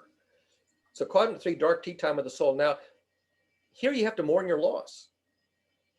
And after you mourn your loss and you get out of this feeling of hopelessness, you have to get over here to the positive line. Okay, I screwed up. I mourn my losses. I take my lumps, but now I'm going to roll up my sleeves and go back to work and get it right this time. You go over here to quadrant 4, which is hopefulness and determination, and you do fresh research. And you have to replace because you threw away a misconception, now it's a gap. So you have to replace the gap that had been filled by a misconception by something that's better. And when you figure it out, you go back up here to building it again. So you go around this cycle, this 4 phases: building a knowledge and positive emotions, diagnosing the parts of it that are incomplete or incorrect, throwing away the errors, mourning your losses. Don't hit yourself over the head for being so foolish. Then go back and say, okay, I'm going to take a positive attitude, do it right this time. And you're going to go around this loop arbitrary number of times until you're done. Circular motion. Analogous to circular motion. Yeah. Iterative is key. Yeah. Right. So you will go around this cycle multiple times until you have filled in all the gaps and discarded all the misconceptions and have a viable model that makes reliable predictions. good enough for whatever you're doing. Maybe not the most sophisticated one, but good enough for what you're doing in life. Doesn't make stupid mistakes, and it doesn't leave out something you needed to know. That's called a phase plane cycle. And if whether you're a student working on your own or whether you're a parent or an educator, when you're working with a student, you say, can I figure out which quadrant they're in? Are they building a model? They're fine, leave them be. Don't interfere. If they're over here, are they stuck? Can you help them identify the gap or the misconception by asking good questions or pointing something out? So the diagnostic process might involve a coach or a teacher or a peer who's going to help you, because this ain't easy. What did I get that was wrong, or what did I leave out? And if you can't figure it out, sometimes somebody will come along and help you. That's the coach. And then there's going to be the friend who'll put their arm around you and say, there now, it's okay, everybody makes mistakes, don't beat yourself up over it. So you have kind of an emotional coach who sort of props you up as you're going through this dark tea time of the soul, and helps you get over here back to fresh research. So that's how that part works. So what I said is sort of summarized here. The phase plane divides everything into 4 quadrants. The upper right quadrant, acceleration is positive. This is an ordinary motion. You have your pedal to the metal in your car, means your velocity is forward motion and increasing. You're going forward and you're going faster. That's called quadrant 1, and that's the trajectory where the phase plane is going upward to the upper left. You take your foot off the gas, put your foot on the brakes, or if you're in a spaceship, it's retro rockets. It means that you are slowing down, but still going forward. But you're not going forward as fast now. You're going forward more slowly. That's quadrant 2. In quadrant 3, the lower left quadrant, what I call the dark tea time of the soul, you're now going backwards. You're not just slowing down, you've gone into reverse. You're backing up over your mistakes. You went past McDonald's and you got to turn around and go back because you went the wrong way or went too far. So now you're reversing and throwing away some ground that you gained, which was useless ground. And then quadrant 4, the lower right quadrant, once again, you go forward, but now from a new position, and you're arresting your backward motion and starting to gain momentum to go forwards again. So that's the physics or the mathematics, and all we're doing is we're borrowing the math to apply to a learning journey. And these are the typical stages, you're saying, of a normal learning journey. Right. By the way, it's the same with the phases of the moon. You know, the moon is waxing crescent, waxing gibbous, waning gibbous, waning crescent. Anything that is cyclical, anything that's cyclical it's a sinusoid. It has phases. I want to go back. And you're adding and removing things. Yeah. Like continuously. Right. Yeah. What's mattering? I think what you're learning is what's mattering, the verb matter. Yeah. And it accumulates or coalesces in regular figures, as Newton put it, or it disperses. And what's the difference? What causes it to coalesce and what causes it to disperse? I think Barry's getting at kind of the heart of why it coalesces and why it doesn't. So we borrow the same reasoning as we did in ordinary motion, like driving a car or whatever. I'm going to use the same 4 quadrants. So in quadrant 1, we have positive valency emotions like curiosity as we investigate, explore, and begin to build initial tentative mental models. This is the fun part. You haven't made any mistakes yet. You're just beginning to learn. Eventually, you have enough new ideas in your head to be able to anticipate and make predictions about how things are going to turn out. But what happens? You saw something surprising and unexpected because your mental model was incomplete or it had a mistake in it. Something you didn't predict, didn't expect. So now you're in quadrant 2. Now you're confused. You've got to diagnose the discrepancy between your naive beliefs, your simple-minded expectations, and what's really happening out there in the real world which is behaving the way the real world behaves and not the way your fairy tale in your head behaves. Okay. Before we go on, I should mention Alex has a question, and then Sam, I think. Pause there. Yeah, Alex. Sam was a little bit before me. Okay, yeah. Sam, All right. go for it then. I just wanted to add a quick question. I think I know how you're going to answer this, but I just wanted to bring it up, okay? And that is this term, rock bottom. You guys heard that term? Yep. So when people hit rock bottom, your model suggests that there's a renewed motivation that sort of creates that jumps. But not everybody does. Correct. And some people stay at rock bottom, you know, for quite a few kilos and liters and gallons of, you know, poison. What can happen is you can get stuck here for the rest of your life. This is not clock time. This is sort of lifetime. So you can go through a few cycles and then get stuck and stay stuck forever. If you don't figure it out or nobody helps you figure it out, you can stay stuck at rock bottom and say, I give up. I'm going to walk away from that discipline and call it a loss. And interestingly, you're happy at that point. Well, because you take up some Yeah. other profession or some other avocation where you can make more progress. You say, Yeah. okay, A little I'm not blissful. going to be a real estate agent. I'm going to be a hamburger flipper and be happy with that. Okay. Or you tell yourself a new superstition. For Yes, that's example. the point. Or you decide that you're not happy with the situation and try to improve it.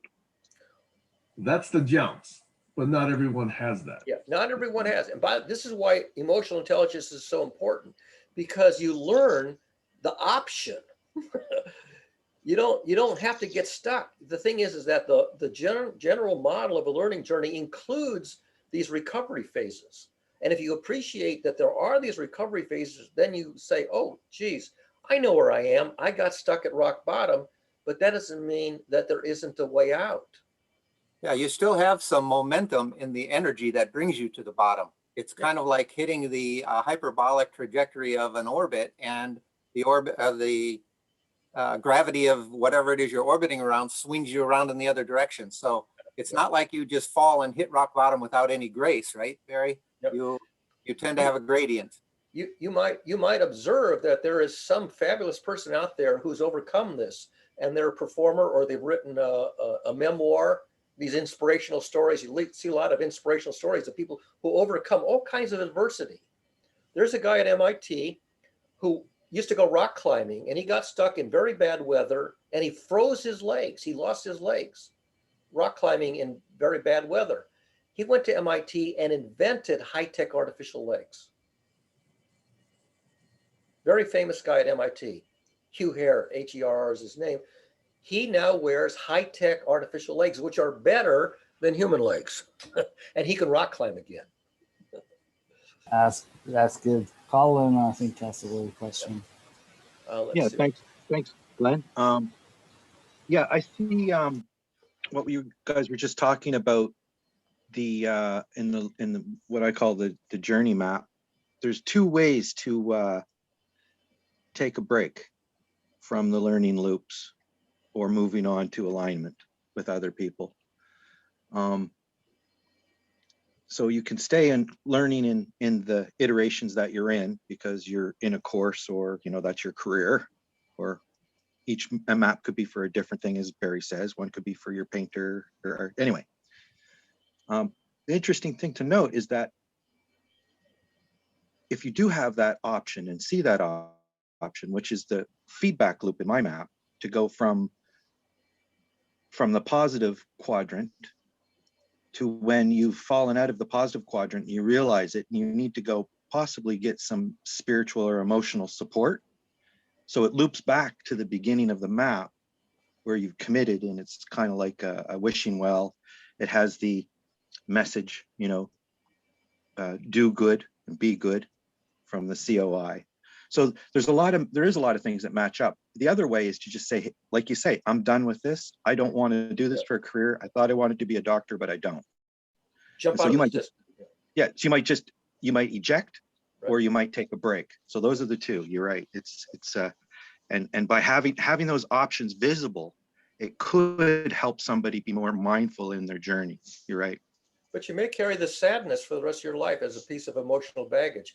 Well, I tried that, I failed, I give up, and I have a sadness about that lost opportunity in life. And you just sort of carry the sadness as baggage, and you maybe don't even want to talk about it.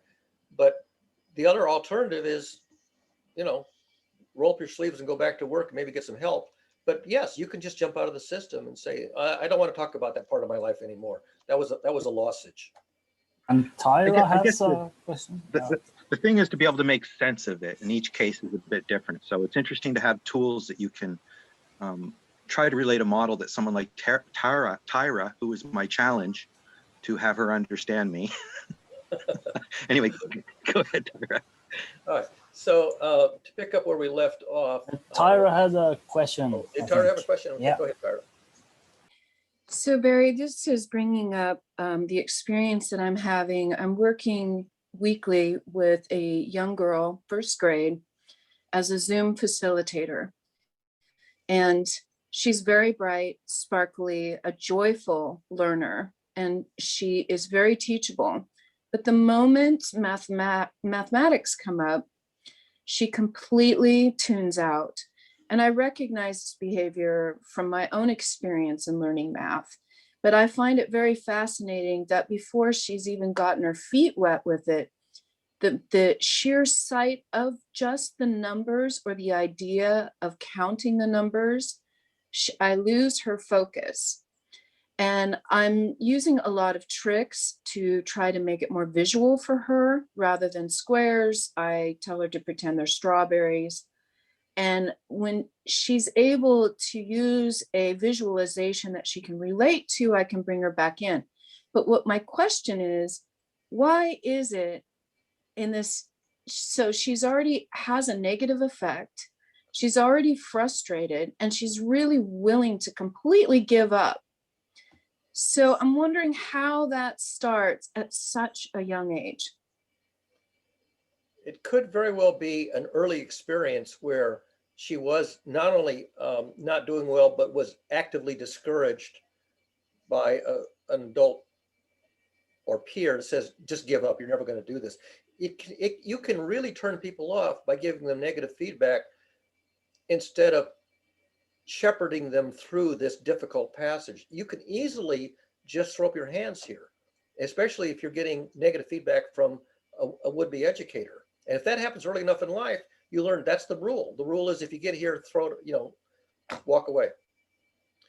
And getting somebody out of that mode, it can be harder than getting them through the first cycle where they haven't ever given up. So that, that's a tricky situation. And one thing you can do is go back to a simpler subject, not full-fledged math, but something that has a relationship to math, but it doesn't look like math. And you get them through it where you don't call it math, even though it technically is. See this, if you look at this diagram, I say, well, these are the 4 phases of learning. First you're happy and you're building stuff. Oh, then you find out something's amiss and you get a little bit unhappy. Then you figure out what you did wrong, and you throw it away, and then you go back and get it right. And I never mentioned the word math, even though that's where it came from. Nice. This diagram came from math, but I don't have to tell you that it came from math. Yeah. Yeah, and I'm just so surprised, like watching her, that her innate curiosity goes out the window. And I find that so fascinating. And I agree that negative feedback, but I don't think this girl's gotten any negative feedback. She's really surrounded by, people that want to be encouraging.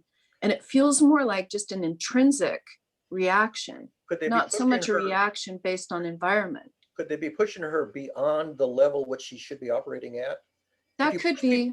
If you push people either below their level or above their level, the trick is to find the sweet spot. And one of the things about the Socratic method, which I use, is the Socratic method helps you identify where their frontier is. And when you identify their frontier, then you work at their frontier. It's like a jigsaw puzzle. You work the jigsaw puzzle at its current frontier, but you got to find the frontier. And a tool like the Socratic method will help you find an individual's frontier where they're ready to put in the next piece. You had mentioned, Barry, that knowledge is like locations. It's the whole scope of terrain, for instance. And in the analogy. And so there are frontiers around all landforms, for instance. Exactly. And if you go north, you can't be going south at the same time. And so it's quite conceivable her frontier is not math at all, but you'd like it to be, it just may not be. The trick And is to find an analogy.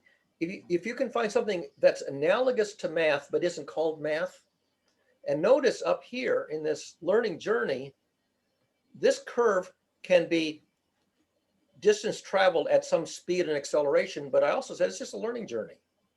So I can interpret this graph in two completely different domains, a learning journey or traveling, in a car. And I'm using the same math, but I can choose the analogy that creates the environment that they're relating to. And I can never mention that the same analysis applies to a completely different subject like pure math. Now, for me, I started with the pure math and got to the learning journey. But you could do it the other way around. You could say, let me just think about my own learning journey and never point out that, by the way, I'm doing calculus. You didn't know it in that language, even though when you get in a car and you drive, you understand time, distance, velocity, acceleration, even though you may not even use those words. You just have a feeling. What does speed mean? What does putting your foot on the gas mean? So choose an analogy that they're comfortable with, and don't mention that there is an identical analogy over here. You can talk about this, time, knowledge, learning, emotions, shock, and resilience, without ever mentioning that mathematically it's identical to Newtonian or Galilean motion. See, this analogy isn't at all obvious. Paul came across this analogy right here. I came across it in 1985, and I go, holy shmoly, if they had introduced calculus by using this model instead of ordinary motion, I bet half of the class would have been much more interested. Powerful analogy. If you talk about this journey, you're basically teaching this kind of thinking without actually mentioning Newton or algebra or anything. But I find, because I already had the math, this was a good starting. I could stand on this and get to here. Other people could stand on here and get to there. I think it's important, Tara, in your question, I know you didn't ask me, and I know you guys are going to find out soon that it's hard for me not to interject, and I have to work on that, and I'm willing to work on it.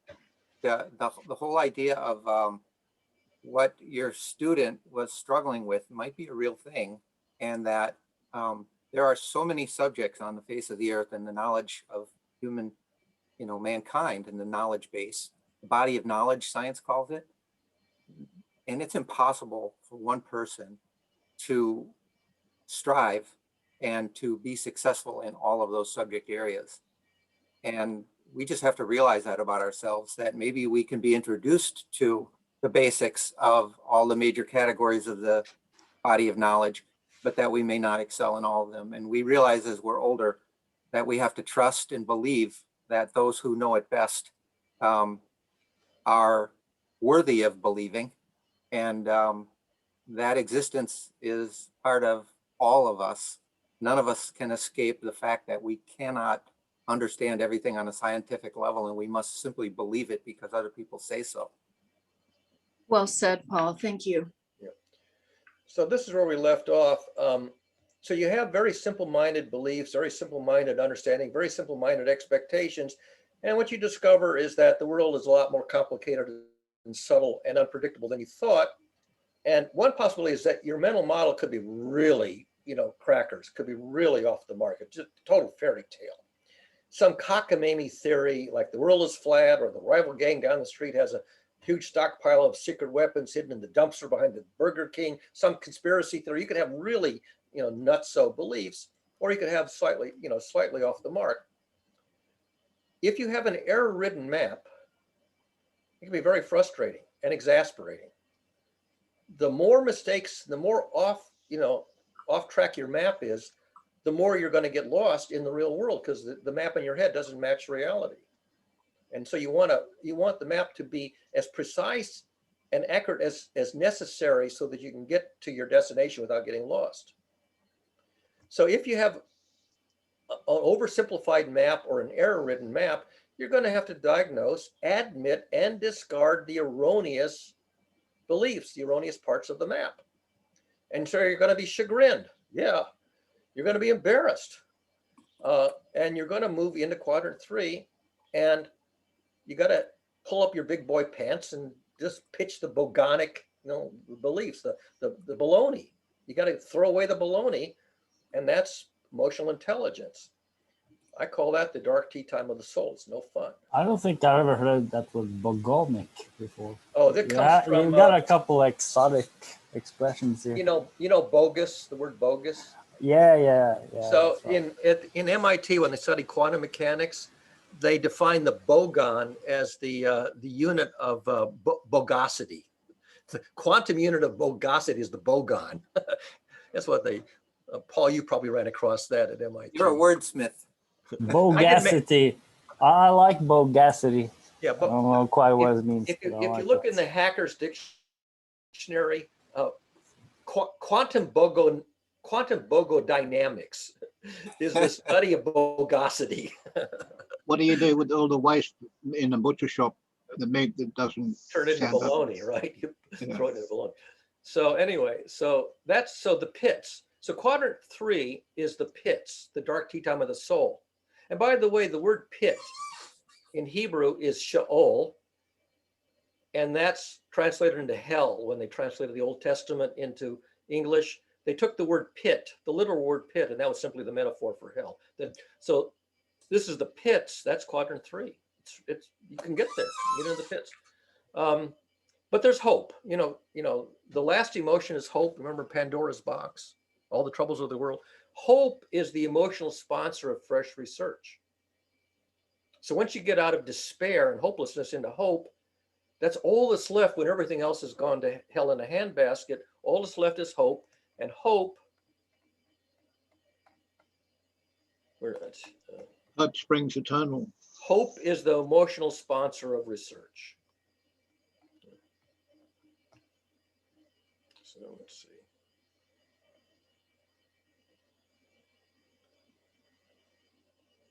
So that's hope. That gets you into quadrant 4, fresh research. So with indomitable faith, determination, steely grit, you get over your humiliating mistakes and you hunker down and fresh research. You roll up your sleeves and say, okay, I'm going to learn from my mistakes and I'm going to, go around the block again. And this time we're going to get it better. So you do fresh research. Now, Einstein says, if we knew what we were doing, we wouldn't call it research. Research is what I do when I don't know what I'm doing. And that's a typical paradox that many people struggle with. I should mention that it's about 10 minutes left, I think, until Sam wanted to do the summary. So Alex has a question.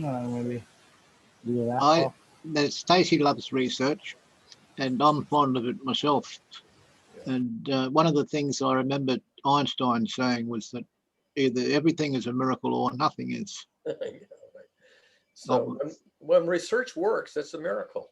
I mean, almost literally. So the faceplane diagram sort of takes you into the journey of the intrepid researcher. That's quadrant 4. It's intrepid, that you've been around the block and things went to haywire in hell in a handbasket, and you didn't get the right model, and you didn't make good predictions. All right, you go back and you do your science from scratch again. Okay, and when that works, there's a famous story about Archimedes trying to solve a hard problem, and he was in the bath when he solved it. And he was so excited that he jumped out of the bath half naked, ran down the streets of Athens and yelled Eureka, which is Greek for I have found it. He was trying to figure out the density of a crown to see if it was true gold or not. And he could get the weight of it, but he couldn't get the volume of it. But if you dunk the crown into a body of water, the water level will rise to an equal volume. And when he dunked his body into the bath, the water rose. He goes, holy shmoly, the volume of water that rose is equal to the volume of my body. That's how I get the volume of a physical object irregularly shaped. And he screams, Eureka, I have found it. That's, that's sort of, an unexpected discovery. And that's called the joy of discovery learning. So each time around the loop, you have a net gain. Remember that loop, that roller coaster? Each time you rise to the next level of the roller coaster, you're a little higher than you were on the last round. And so you have a net gain in total cumulative knowledge, but not monotonically.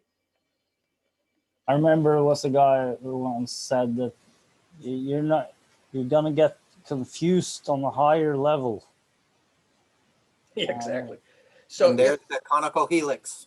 exactly. So in New York State has a state motto called Excelsior, which is, I think, Greek for onward and upward. And the Excelsior spiral, it's a helix, but notice I've had it at a cockeyed angle. And that's important because if you put emotions on this axis and learning and unlearning on this axis, then cumulative knowledge goes up in 3 space.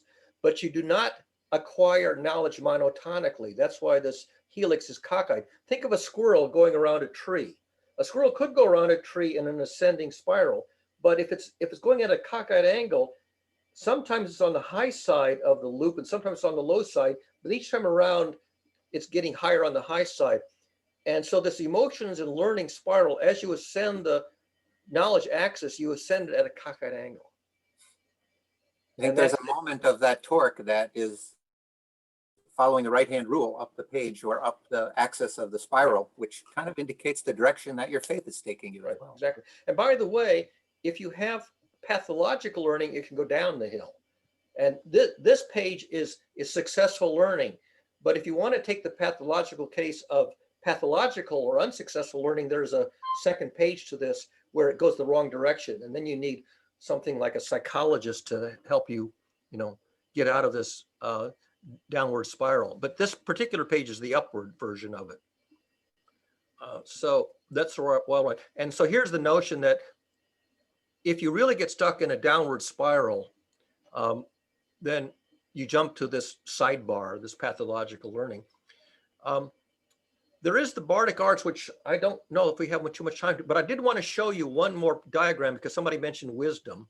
So I'm going to jump down to that. And that's this diagram here. A lot of people start with stories, anecdotes and stories, or single observations, which is also called an anecdote. If you have lots of observations or lots of stories, you get a collection of them. And a collection is called data.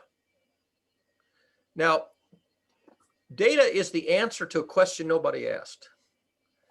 Information is the answer to a question somebody asked. So if you think of a question, you say, I bet the answer is buried in the data. If I just give you the data, you go, why are you giving me this data? It doesn't tell me anything I want to know. If you want to know something, you ask a question, maybe you'll find the answer here. And if you have enough question and answer pairs, they call that knowledge. I have a whole bunch of 3x5 cards, and each 3x5 card has a question and an answer. And I got a collection of 3x5 cards, and I call that knowledge. But it's in random order. Just a heap of question and answer pairs. I think that the typical philosophic definition of knowledge is justified true belief. Right, in no particular order. But now suppose that I take all those pieces of information and I weave them together into a fabric of knowledge where every piece is connected to its nearest neighbor, like a jigsaw puzzle. So it's not just scattered, but I weave them together. So as soon as I ask and answer a question, the next obvious question that comes to mind is sitting right next door. That's a fabric of knowledge, not just a jumble of knowledge, but a fabric of knowledge. And now, if you live in a culture that has values and disvalues, you can look at that assembled jigsaw puzzle and say, okay, here I am at this point of knowledge, and I would like to be there because in my value system, that'd be better, imaginable better place. Then you can walk through the assembled jigsaw puzzle to a better place. And that's how wisdom works. Wisdom is how do I traverse the knowledge base from where I am to where would be better. And if you have assembled a knowledge base as a jigsaw puzzle, as a fabric, and you throw in the value system, this is what culture thinks is better, you get wisdom. So wisdom has to sort of be enacted. Then. It has to fold in a value system, But it's got personal the value system or a cultural value system. And so if you agree on your values, if you and I agree that this future place is more valuable to both of us, then we agree, let's walk it to that other place that we can get to if we, assemble our knowledge and walk the knowledge path. If you disagree on values, you're never going to get here. You're going to be warring with each other. So this is the difference between wisdom and knowledge. It's getting to a place that everybody agrees is better. Alex, I see you have your hand up. yeah, with the addition of the values, your loop is prevented from spiraling around and around. You're not going around in circles anymore. You're not looping and you're not going loopy because you've added these values Right. that have meaning for you. Yes, exactly. And I almost think you could look at this as the axis of the conical helix, in that each time you go up higher in your spiral, that is, if you are going upward, in fact, that your datas are like your facts, your information are like your principles, your knowledge is like your body of knowledge, which is trusted and believed. And if that then compiles, you can use that to acquire wisdom. Yeah. And so it's kind of like not a spiral, but it's part of the spiral, just from a different angle. Yeah, you see, when you're assembling a jigsaw puzzle, you have gaps that haven't been filled in yet, and you have places where there's a piece that doesn't belong there. You force fitted a piece. So as you go around that learning cycle, you're finding pieces that fit the holes, and you're finding pieces that you put in the wrong place that don't really belong there. So part of it is just getting the jigsaw puzzle solid. And as you have it solid, then you notice there are places in this body of knowledge that I really would like to be there because it would be better for everybody. We figured out how to defeat COVID-19. And so we don't have people being sick. So your value system says, now that you can see the knowledge base, you filled in the holes and you've removed the pieces that are in the wrong place. Now the values begin to tell you how you can march yourself to a state of wisdom. And if you're in the state of wisdom, you can tell really good stories. This is how a bard works. A bard can tell a story that is a path through the knowledge base from where we are to where we'd rather be. And that's an anecdote. To me, that's like the allegories of the Bible. Exactly. The Bible talks about the stories in a way that we can all understand, which encapsulates what's been learned before. Exactly. So notice the loop here. Normally in school, you're down here in data, information, and knowledge in the classroom model. What's left out of the classroom is this part up here. So a really good educator will spend time telling good stories that take you from the wisdom, which the bard has. The student doesn't have it, but the bard does, and tells a really good story, which is an anecdote, which helps you keep going around this loop, that motivates. And as you go around this loop, you're not only gaining accurate knowledge, you're gaining a better culture, because your culture is acquiring the value that it wants. So then at some point, then it becomes, integrated into action and conduct, etc. Yeah. I think we should close off now, or do a little summary. We're at 48. But do you have anything? I just more? want to point out that I didn't cover today the teaser that I did when Kayla asked the question back in October, which is, I think it's back in October, which is this storybook model. Maybe I did do it, I don't know. Anyway, there's a whole other part in here which we didn't cover at all today, and that's the bardic arts and stories, and that really is how you do this step here. Great.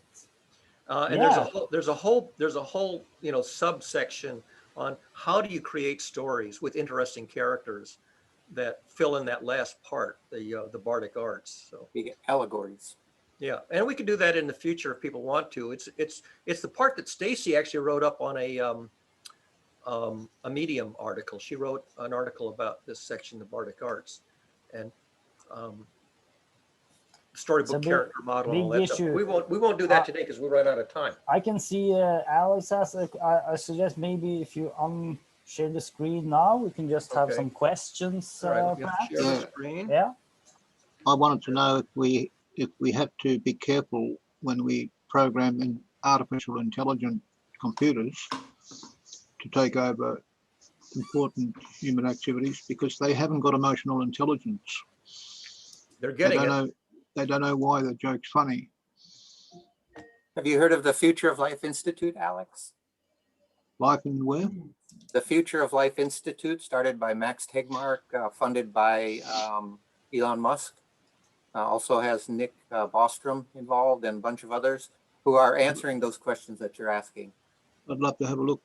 Yeah, Future of Life Institute. Did Tyra? Did you have a question? I wanted to loop back to superstition and the way the mind grabs onto superstitions. And does anyone feel that perhaps conspiracy theorists are the new group of superstitious people? Is it in the same family? And have we just morphed out of superstition and now we cling to conspiracy theories? Are they kind of the same thing? And how do we relate to people who are in that mindset?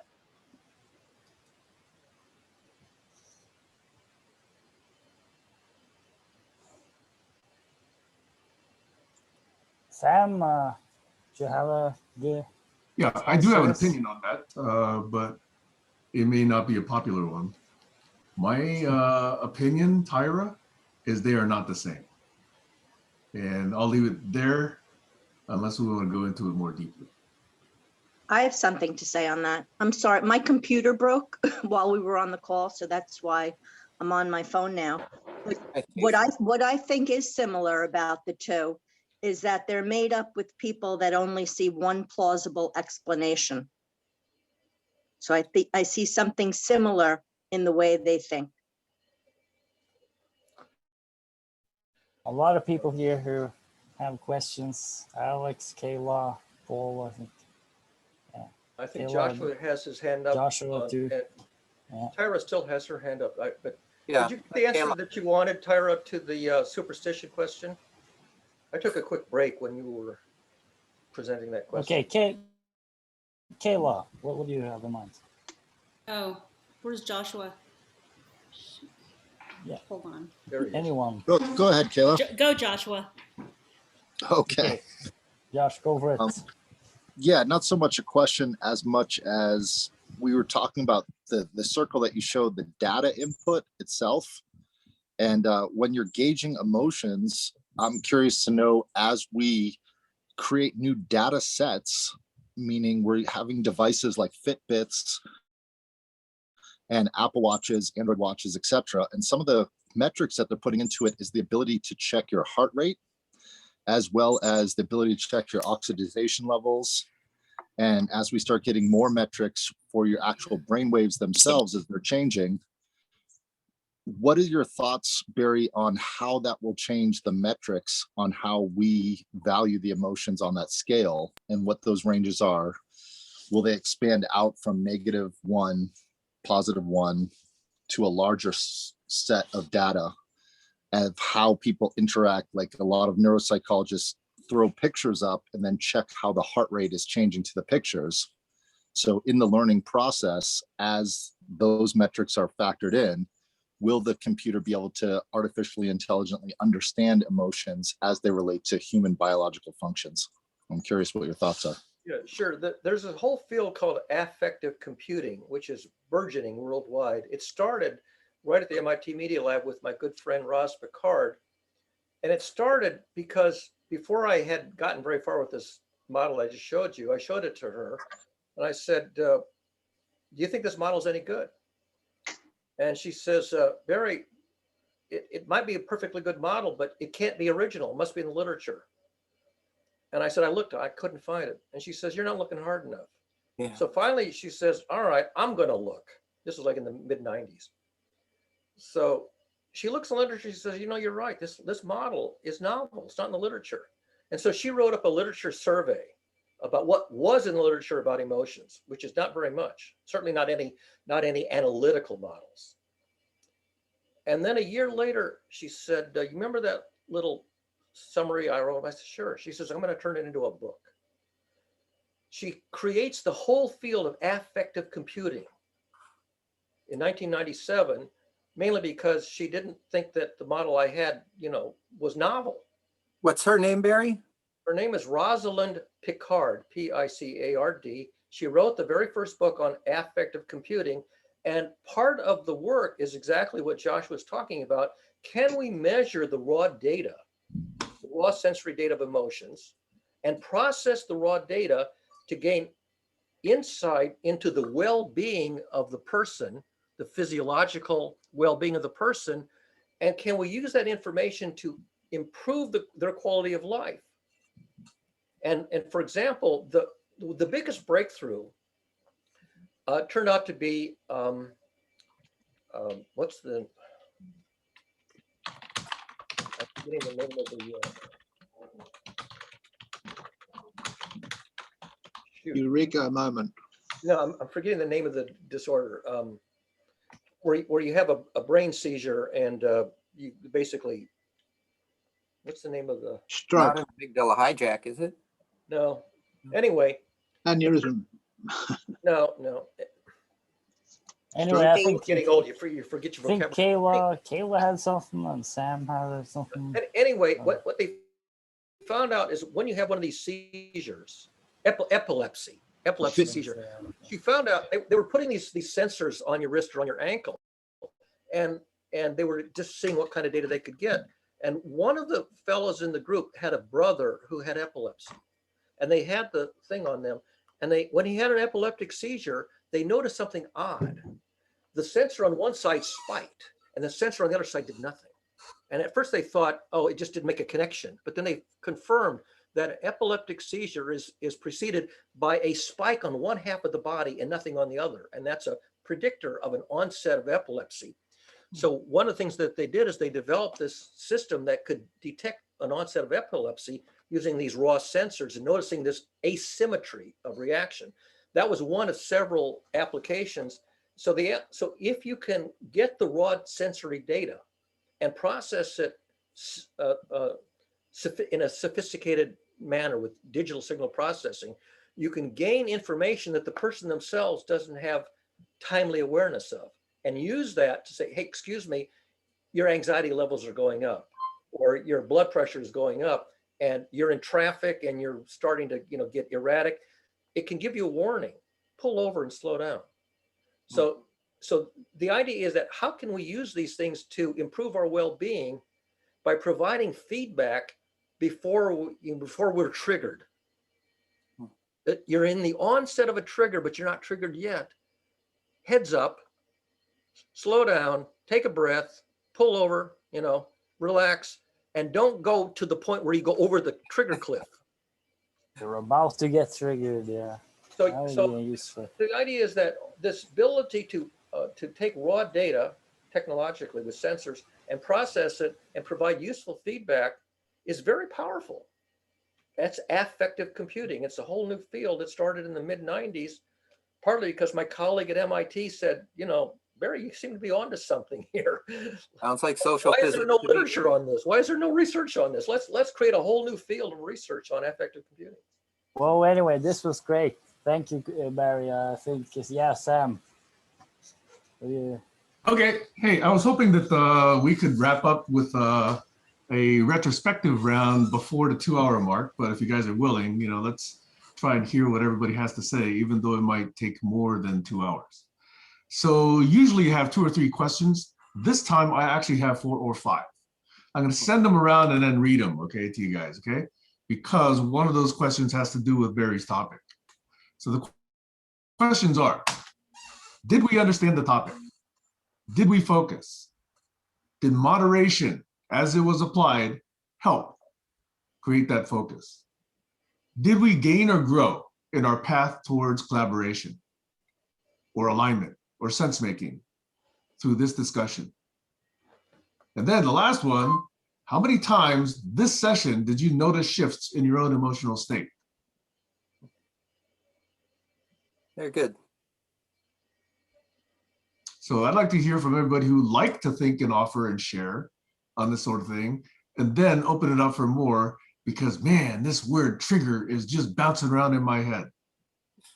I wanted to say yes, yes, yes, yes, yes, and yes, and I'm done. Show your work, not enough. You'll see it soon enough. I see a mathematical artistic story with some interesting nuance as comfortable models to talk about. It's interesting. I have a lot of alignment with this kind of thinking. And so it's, I did notice my emotions going from, I guess the takeaway is I'm more interested in possibly doing a retrospective after the fact than right now, because of that. But in essence, yeah, I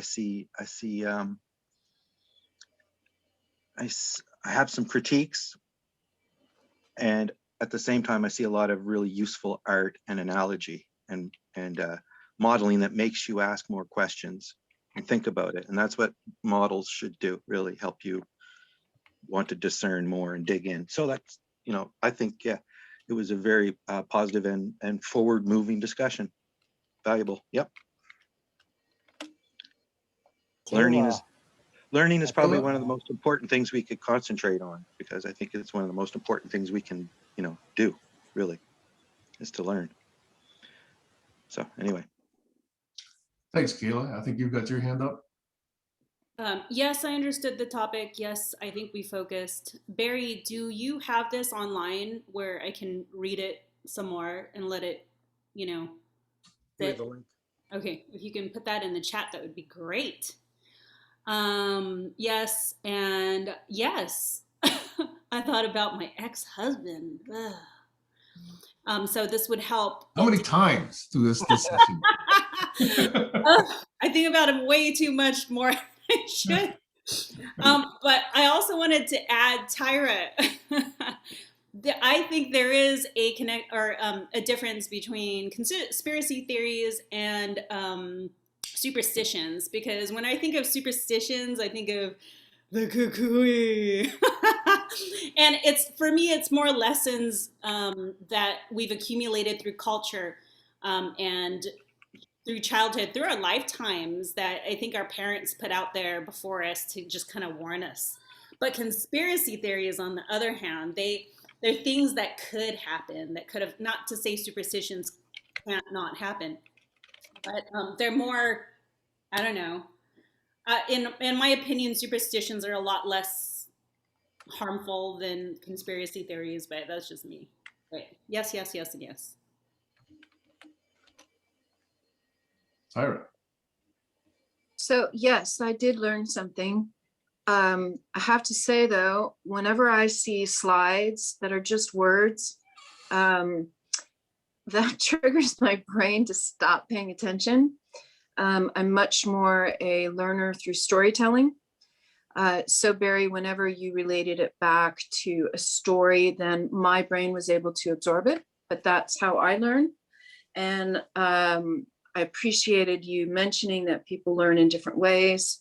My takeaway with this is to challenge myself to try to rearrange the pattern of thoughts that this young girl has about math. And I am going to spend this weekend trying to figure out a storytelling way to re-engage her, not in an actual math lesson, but just kind of off the side to make it playful, to see if I can build up her confidence again, because there's no confidence there. So that was my takeaway. And thanks, Barry, for doing all that. It looks like you put a lot into this. So Hey, quick question, Tyra. How old is this girl? She's only 6. Okay. So I'm really afraid I'm not afraid.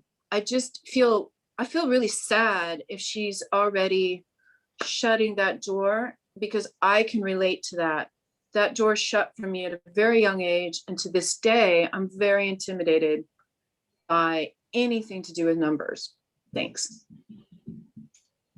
I'm going to be unfair and just mention, if you'd like to talk about that, that's a topic that's very, very dear to my heart. And to me, it's not about numbers, it's more about symbols. And it's not about math and equations, it's more about relationships. So I always say that math is the language of relationships, and most people have never heard that statement before. So that's how I'd like to approach the subject myself. Okay. Who else would like to go on my 4 or 5 questions? Paul.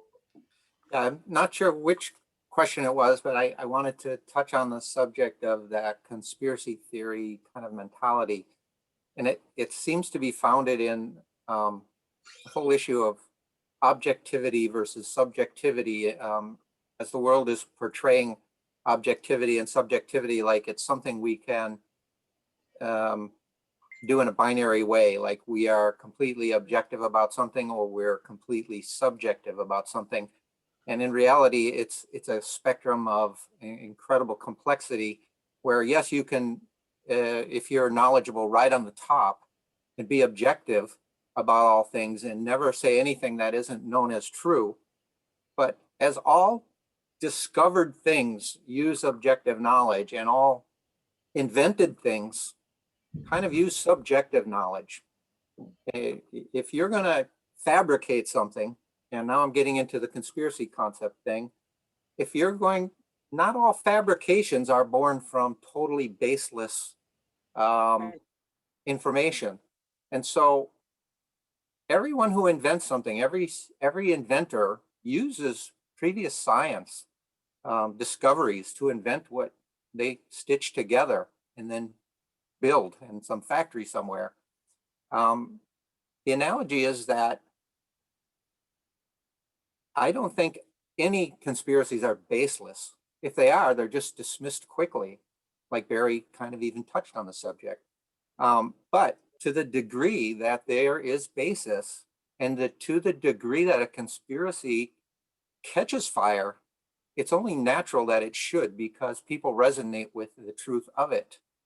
And if the people who are hosting the conspiracy in their mind start to create a basis and start to create, and then it will matter. It will start to come into being and it will be dealt with appropriately.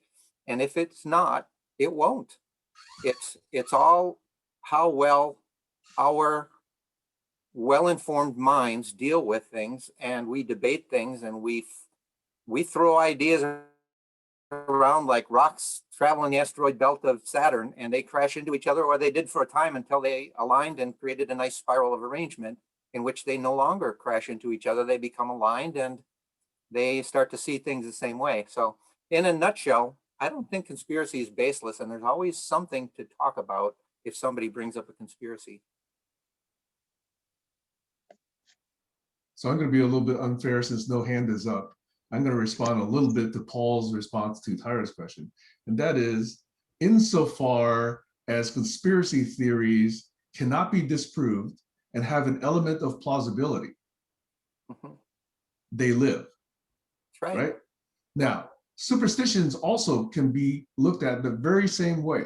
The difference I draw between the two is that for conspiracy theories, there's always a digging for more evidence. Whereas in superstitions, I don't necessarily see a lot of digging for more evidence. It's just accepted by those who hold it. The conspiracy theorists will always go and look at the last newspaper report, or this person's fingerprint on that little postcard, or that little anecdote in some little news report that nobody ever heard of, or this little fragment of hair. They're always looking for that. You can't do that with superstitions. Yeah. That's why they're different. Isn't there also a difference that conspiracy theories often assume something about other people's intentions? Specific people who are alive, motives. It's also a difference. Big topic. Gosh. I'm not getting into it. It all applies.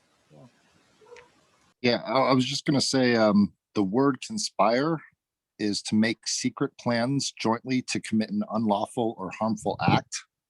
That's, I believe, the Webster's dictionary. But if it's a secret plan and you were not part of that secret, then you are in definition subjective because you were not there. If that secret is released and that secret has become known knowledge and is no longer secret, then it's no longer a conspiracy theory. So therefore it loops around, which is why I think it's pointless to talk about secret plans that you were not part of. I just wanted to put that most there. of them are pointless, yes. Yeah. Tara, did you have a response? Or can we go around and get other people's take on the retrospective? Nobody else has a take on the retrospective today? Well, I'll just say that, yeah, I mean, it's a very big topic and lots of questions come up. So I feel that, you know, there's always so many things at once. But yeah, it was just very interesting, and I have to go now soon. But yeah, anyway, I just found it very interesting. Yeah. If you want feedback from me, Sam, I'll just say yes, yes, yes, and yes as well. Clear, focus, good moderation, understandable. I forget the last question. The last question to me is the most interesting one, which I would wish more people answer, which is, did you transition to another, or how often did you do so, and how often did you notice? I noticed many times, but I can't count it. I bounce around like a ping pong ball on a ping pong table, Sam. But not without good reason. I bobbed up and down like a cork in a, on an ocean. Because to me, that's kind of the element of self-awareness that I think we were kind of each looking for. Yeah. Well, aside from the fact logging that, off, guys. Bye-bye. bye-bye. Yeah, Stacy, you were saying? Sorry, hey, bye, Yeah. guys. Thanks. Aside from the fact that I got really upset when my computer broke, because for no reason, my entire monitor just fell on its face. That always happens when we talk about emotion.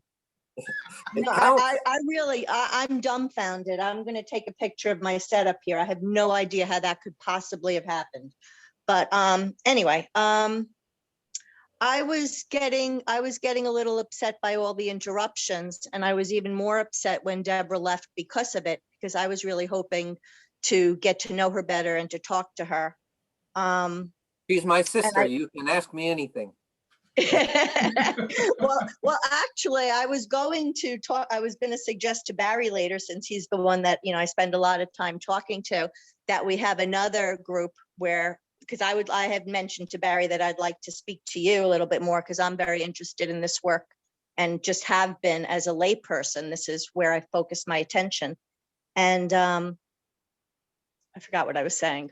But yes, I would like to also get to the two parts that Barry did not get to, because that's really what I want to focus. And maybe a smaller group to start with would help with the interruption part of it. And the other thing is, it sort of answered my question, though, what I had said about the half glass full, because I think the difference between those two kinds of thinkers has to do with the amount of hope. And hope was in that quadrant. So to me, that kind of makes sense, which would also be the way that I would look at learning environments and what we might want to try to alter. Yeah, Stacy, that connects me to you in ways that you don't really know yet. And if we stay connected, you'll understand. I second the small group with Barry, and if I see one or hear one, I will let you know. And if you do, please also let me know, and we can unite through Barry then. Perfect. Okay. Stacy, I'd like to riff on something you said, because there was a very, very specific moment during this session where I noticed that for all the 13 or 14 people who attended, there was a moment of about 20 or 30 seconds, at least, maybe longer, where no women were in front of their camera. What Deborah do you mean? had just left. I know why she left, if you want to know. Yeah. Stacy went to go get something. Kayla went to go get something. There were no women in front of the camera at that point. I didn't actually go to get something. My computer, what I was trying to do is I turned off that. I came in on my Don't phone. ruin my superstitious story. Because I thought maybe if I thought I think maybe it's if a I conspiracy. I'm restarted it. coming up with a superstitious story. I So like what that. was Sam. that point? So what was that point, Sam? I lose it now because you're kind of making the exception to my story. Was it the phase plane diagram? Because No, I that's actually just the made place another where it's densest math is the phase plane diagram. Yeah, And I tell people I they can put. Yeah, I think it's very interesting. I put my comments in the banter chat, and I would love to see you guys get together and form a group and carry on further with this kind of stuff. Too. It's a great idea. Sam? And put it forward. And I think Sam and I have a critical eye, and so it could be cart before horse when the presentation's ready for putting to the public. When you're ready. So I think this is part of being in the getting ready pit. Being, with barn raising. This is kind of the second time you brought this stuff forward. So this is good. And if it's developed more, I think it would be interesting to see a well-packed, critiqued presentation. And you can take or leave the advice. So it's not meant to discourage you in any way. So I hope, yeah. Hey, just by the way, Barry, I want to resonate with this because, I've talked about collaborology in the past. And I've talked about eventually understanding people and communications and relationships and motivations and components of people and emotions and, all those sort of smart people problems and dumb people problems and whatever. So even as, several years ago, when I conceived of this thing called collaboration, I actually conceived of a symbolic mathematical representation of all that we would possibly refine and come out of that I called sociomatics, the mathematics of collaboration. That's what I called it. Okay, so I've been working on the symbolic structure of how people interact, how they actually compose internally, how they have mental internal processes, how all of this stuff happens interpersonally. And that I would eventually like to see. So anyway, it's not identical to what you're doing, but it's in an associated related pursuit. So Are you talking about the field of social physics, Sam? What? Are you talking about the field of social physics, Alex Pentland and Barbassi? No, I will go look at that, but I have not run across that in my several years of even talking about collaborology. It's new, and I think we're all thinking the same thing, and they've coined that phrase, and that's the world in which we're thinking right now. I will have to admit it's not unique because that inspiration comes from Harry Seldon. Do you recognize that name? Oh, that's Harry. A character in Hari Seldon. Harry Seldon is a central figure in Isaac Asimov's Foundation series. Oh, cool. And he was what he called a psychohistorian. Psychohistory, according to Asimov, was a mathematics. So Harry Seldon, through psychohistory, predicted the Dark Ages. Yeah. There you go. I got several copies of those too, Barry. Okay. Except I read them on my Kindle now. Okay. Yeah, I would say that this field also touches in the field of when you say social physics, you're talking about those signals between beings that unite those beings in a social way and that bring power to that particular entity of beings. And I would say that it goes further than that because this is a spectrum of realms, and that inside of our own minds, we have our own social network called brain cells, and they talk to each other. And that, everyone, is this thing that people are not getting credit of. And I know it's going to make everyone's hackles go up, but that to me is not the field of physics, but the field of psychics. And that word scares the bejeebies out of every scientist, and it shouldn't so.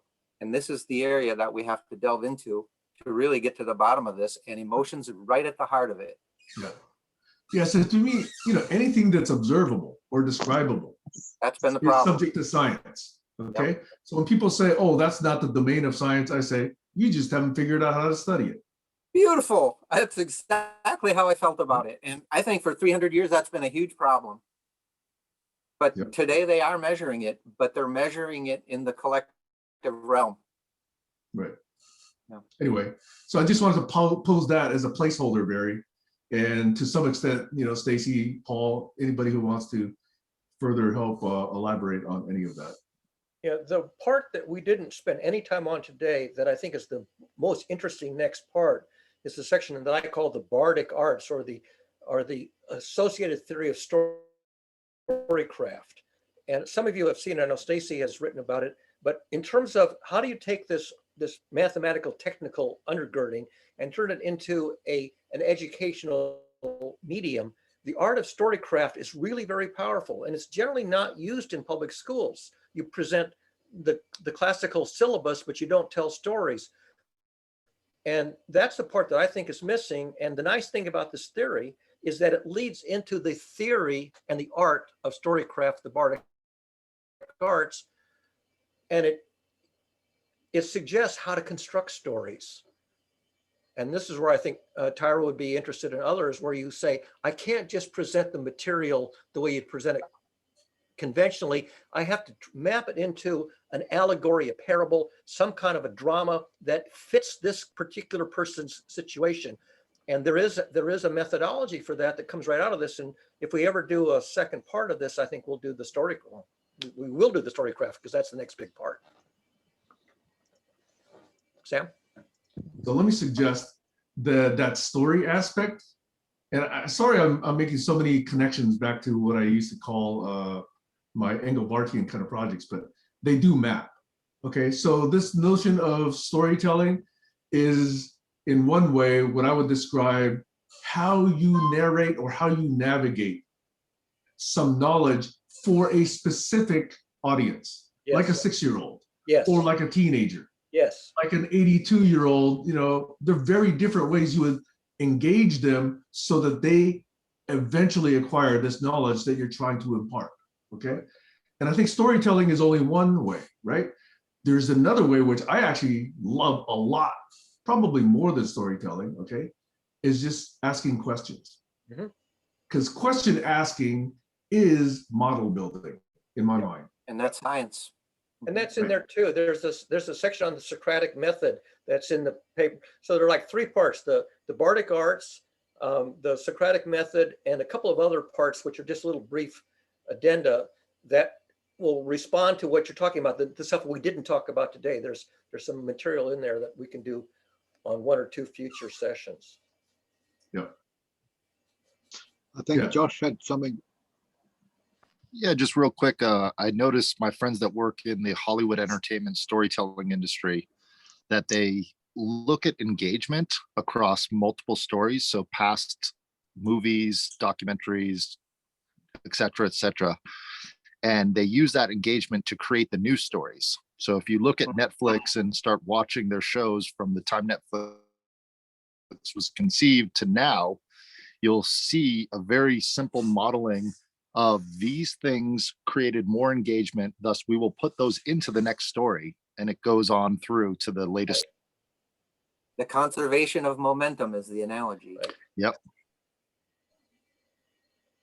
In fact, one of the things I'd love to see happen, and people like Stacy and Jen Zellinger Marshall have done, is they've taken parts of this material and they've turned it into a narrative.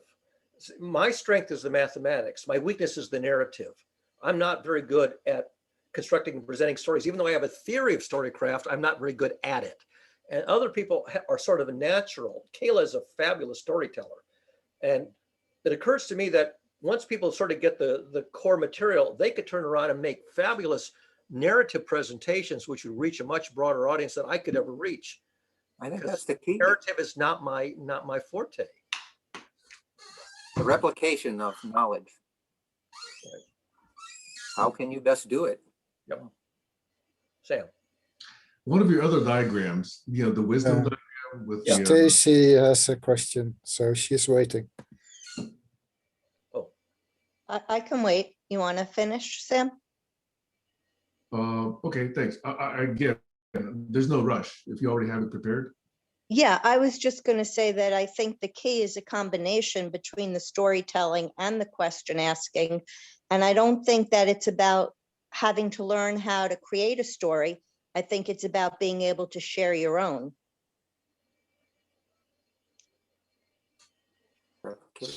On that one, I would also add, it's also about how well you know the listener Yes, or the person you're interacting with, yes. And how well you know yourself to be able to and how share well that you know story. Yeah, yeah. And that's one way to make a story. A question and answer, Conversation. question and interview conversation makes a good story. That's how Plato took the dialogues of Socrates and turned them into stories, and how Galileo made a story about his discoveries. Had three characters with a Socratic dialogue. So yes, Socratic dialogue is a very good way, or Bohemian dialogue alternative, to turn that into a character-driven story. And what I also like about that is that it presents alternate ways of looking at things. Yeah. And I think that's key as well. Going back to the question about superstition and conspiracies and all that. Yeah, Sam, I think this goes to your last question, and that is, our emotions are resonating with this subject, and Sandy Pentland would say, this is how things matter. This is how things come into being. right? And this is a very successful discussion, in my understanding. So let me also observe one thing about your wisdom diagram, the one with data and information, whatever. And so the mathematician in me likes to piss people off because, it always looks for boundary conditions. And that's what some people don't understand. It's actually an inquiry, not an argument, okay? It's an asking of a question about what happens here or what happens there. So that's how I'd like to pose this question. And that is, in the quest for answers to questions, one works with data, one comes up with knowledge, one eventually distills that into wisdom, one then tells that through stories and, anecdotes and that sort of thing, right? But there's a saying, now just hypothesize that there are people who are very Zen-like. There are monks in this world, right? There's a saying here that says, Zen is not the answer to all your questions. Zen is evaporating all your questions. The dissipation. And those people exist also. Yeah. And would you call them matter and the antimatter learning, or would you call them non-learning? Enlightenment. I think you have to have both. If everything mattered, nothing would not matter. We know that not everything matters. Some things fly apart. And so Newton asked that question himself. He said, I have a suspicion that all things follow this, but I don't know why they cohere in regular forms or why they dissipate. And I think mathematics is at the heart of it. I thought that was going to be your question. And I think if mathematics can be found to model it, we have the inroad to the answer. Do any of you know the work of Paul Dirac, D-I-R-A-C? Yep. Very famous particle physicist.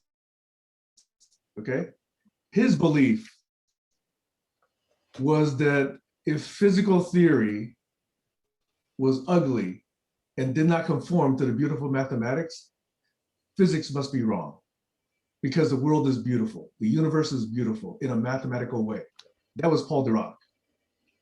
I would agree that is faith, as far as I understand it. Me too. But that to me is an inspiring kind of faith. Aesthetics. Agreed. Not blind faith, not dogmatic faith. Yeah. It says to me that math has the potential to do what he's saying, and I believe it does. It's just that we haven't achieved it because we're not nearly smart enough. Yeah, that's why I say mathematics is the language of God. Yeah. If there is one. That's what Euclid said. And Tira, that doesn't mean that you have to know it. You can trust it in others. That's a very comforting thought. And yes, the calculator is my best friend. But Sam, I'm really inspired and I want to chat with you afterwards to write a children's story about hating math and then have it somehow turn to where the child is excited about math. Now, I hate math and I can't imagine ever being excited about it, but I like the challenge of presenting that kind of story to a young child who What might. if you were excited because just a little nugget gave you a deep insight into the world you live in? Yeah. It doesn't matter where it came from. Well, I know sacred geometry really excites me because I can relate to it. I can go outside and I can relate to it. But then as soon as I write it down on a piece of paper in a mathematical type equation, then my brain just turns off. So maybe Sam, you and I, and Barry, thank you. This whole talk has really got my creative mind going. And I would like to try to do this. And I like the idea of relationships because the whole universe is, of course, relationships. So to be able to present that to a young child in regards to math, that seems exciting to me. Yeah. I'm done. All the little operators that kind of scare you, whether it's an equal sign or not equal sign or greater than or less than or modulo, you know, they're just relationships. That's all. And all the other terms, you know, they're parts of the universe. Yeah, the analogy is the inverse square law. The inverse square law says that between every two bodies is attraction, regardless of how far apart they are or where they are in the universe, there is an attraction. It's just a formal language for expressing relationships with precision. So if you have a relationship and you want to write it down, what's the relationship, and you want to write it down with as much precision as possible, the language that does that is mathematics. That's what it's for writing down precision methods of relationship or expressions of relationship. And while I absolutely agree with Barry, it's not precision in the form of, is this right or is this precise in so many digits? It's, is your thinking complete? It's that notion of precision. Are you forgetting something? That's the question behind an equation. Are you forgetting the XY term? Are you forgetting the constant term? And I know that doesn't mean anything to you right now, Tyra, but I'd love to get into that conversation because an equation is attempting to capture, do you have the elements that factor into what it is you're asking about, or are you forgetting something? In mathematical terms, that would be forgetting a term. But something, Abstract. Okay? And just Abstract say, thinking. maybe you're not looking at the interaction between Barry and me. That would be a second order effect, for example. And again, that doesn't mean anything to you. But those would be great conversations to have. You build something in IKEA and the relationship tells you which parts connect to which parts, such that you get a bookcase that holds your books and not a pile of parts that falls apart. All that is how do you relate all the stuff so everything fits correctly to everything else and you get a system that's complete. Yeah, maybe like the mathematical. Colin has a question. Sorry, Paul. Colin. Alex. Say, Alex. I was going to ask about the children who use maths, whether they like it or not. If you can explain that to a child when they put their shoes on, they don't put on one shoe and go off to school. They put on two shoes and go off to school. So they're using math even though they don't realize it. Over. Colin, you have a question? Yeah, and yes. I just Go sorry. ahead. Was that yeah, I'm sorry, I didn't You can follow up. It's hard sure. for me to read the chats and follow the visual screen, and that's just my handicap. You're a beginner. Keep going. All right, thanks. I'll try to conform. I wanted to say that I wonder, and this is the first time I thought about it, what if we thought of symbols that are used in math as the characters in a haptic or a bardic story? It's like they have characteristics associated with them that when they interrelate with each other, they tell a story. And I don't think a lion is that far from a sigma symbol. You know, it's really not. And maybe that's something to think about. Think about Norton Juster. Norton Juster died, what, a day or two ago? He wrote The Phantom Toll Booth. Do you know the story, The Phantom Toll Booth by Norton Juster? This is the story, Tyra. If you're not familiar with the Phantom Toll Booth, you can get the video of it or the book. it's about two brothers who one of them is into the world of words, the other one is in the world of numbers. And their sibling rivalries. It's a fabulous children's story with a character named Milo as the little boy. Fabulous book. And it's important because he died. He was 93 years old. He died a day or two ago. But The Phantom Toll Booth and one other thing that was made into a cartoon that I can tell you about later. Wait a minute, Justin, sorry, Josh, did you want to say something? Yeah, I was just going to bring up what Paul just said is there's a documentary Colin turned me on to, The Boy with the Beautiful Mind, and he can recite pi to a lot of places. And he represents the characters of the numbers by shapes. And actually, they have more characteristics of those characters. They have color, texture, and a three-dimensional shape. So he sees the characters interacting with each other as he's reciting pi. So it's a story he's told. A Blue Day. You remember the book, The Blue Day? Something having to do with, it was a savant that memorized pi to 28,000 or whatever places through the geographical figure. Yeah, what's his name? Daniel Tennant. That's it. Daniel Tennant, yeah. Yeah. He's one of the amazing with languages. Yeah. I'll just interrupt since it's my turn anyway, in case anybody forgot. Josh, that sparked me because that's one of the milestones that I use as an example to don't tell me you know what's going on in people's minds. Yeah. Because explain that. Yeah, I get it. So anyway, so it's not like I can, and being a skeptic, I've got to use these examples to show people that, I'm in as much awe of the unknown. I just, have a lot of questions when it comes to relating to things because I have a math mind too. So you mentioned earlier about how everybody in the room associated to and had this vibe of interest in learning and how people are kind of, our emotional states are intrigued and interested, curious and whatever. To me, on the journey map I have, that's kind of what the strange attractor is. There's a strange attractor that happens that brings you into something. And some people just might not have that strange attractor towards math and abstract thinking. Yeah. Just that could just be. And so be it. And some people are gifted with the ability to have a very spiritual or a feeling kind of nurturing nature to them. And they're different than people who have a very decision-making, systematic, So, and I saw that model first in the Myers-Briggs type. I think it's called the Myers-Briggs type indicator model, but it got shot down and it's got strange roots. But it's another one of these models that you can look at and get a lot of story out of if you don't take it too literally.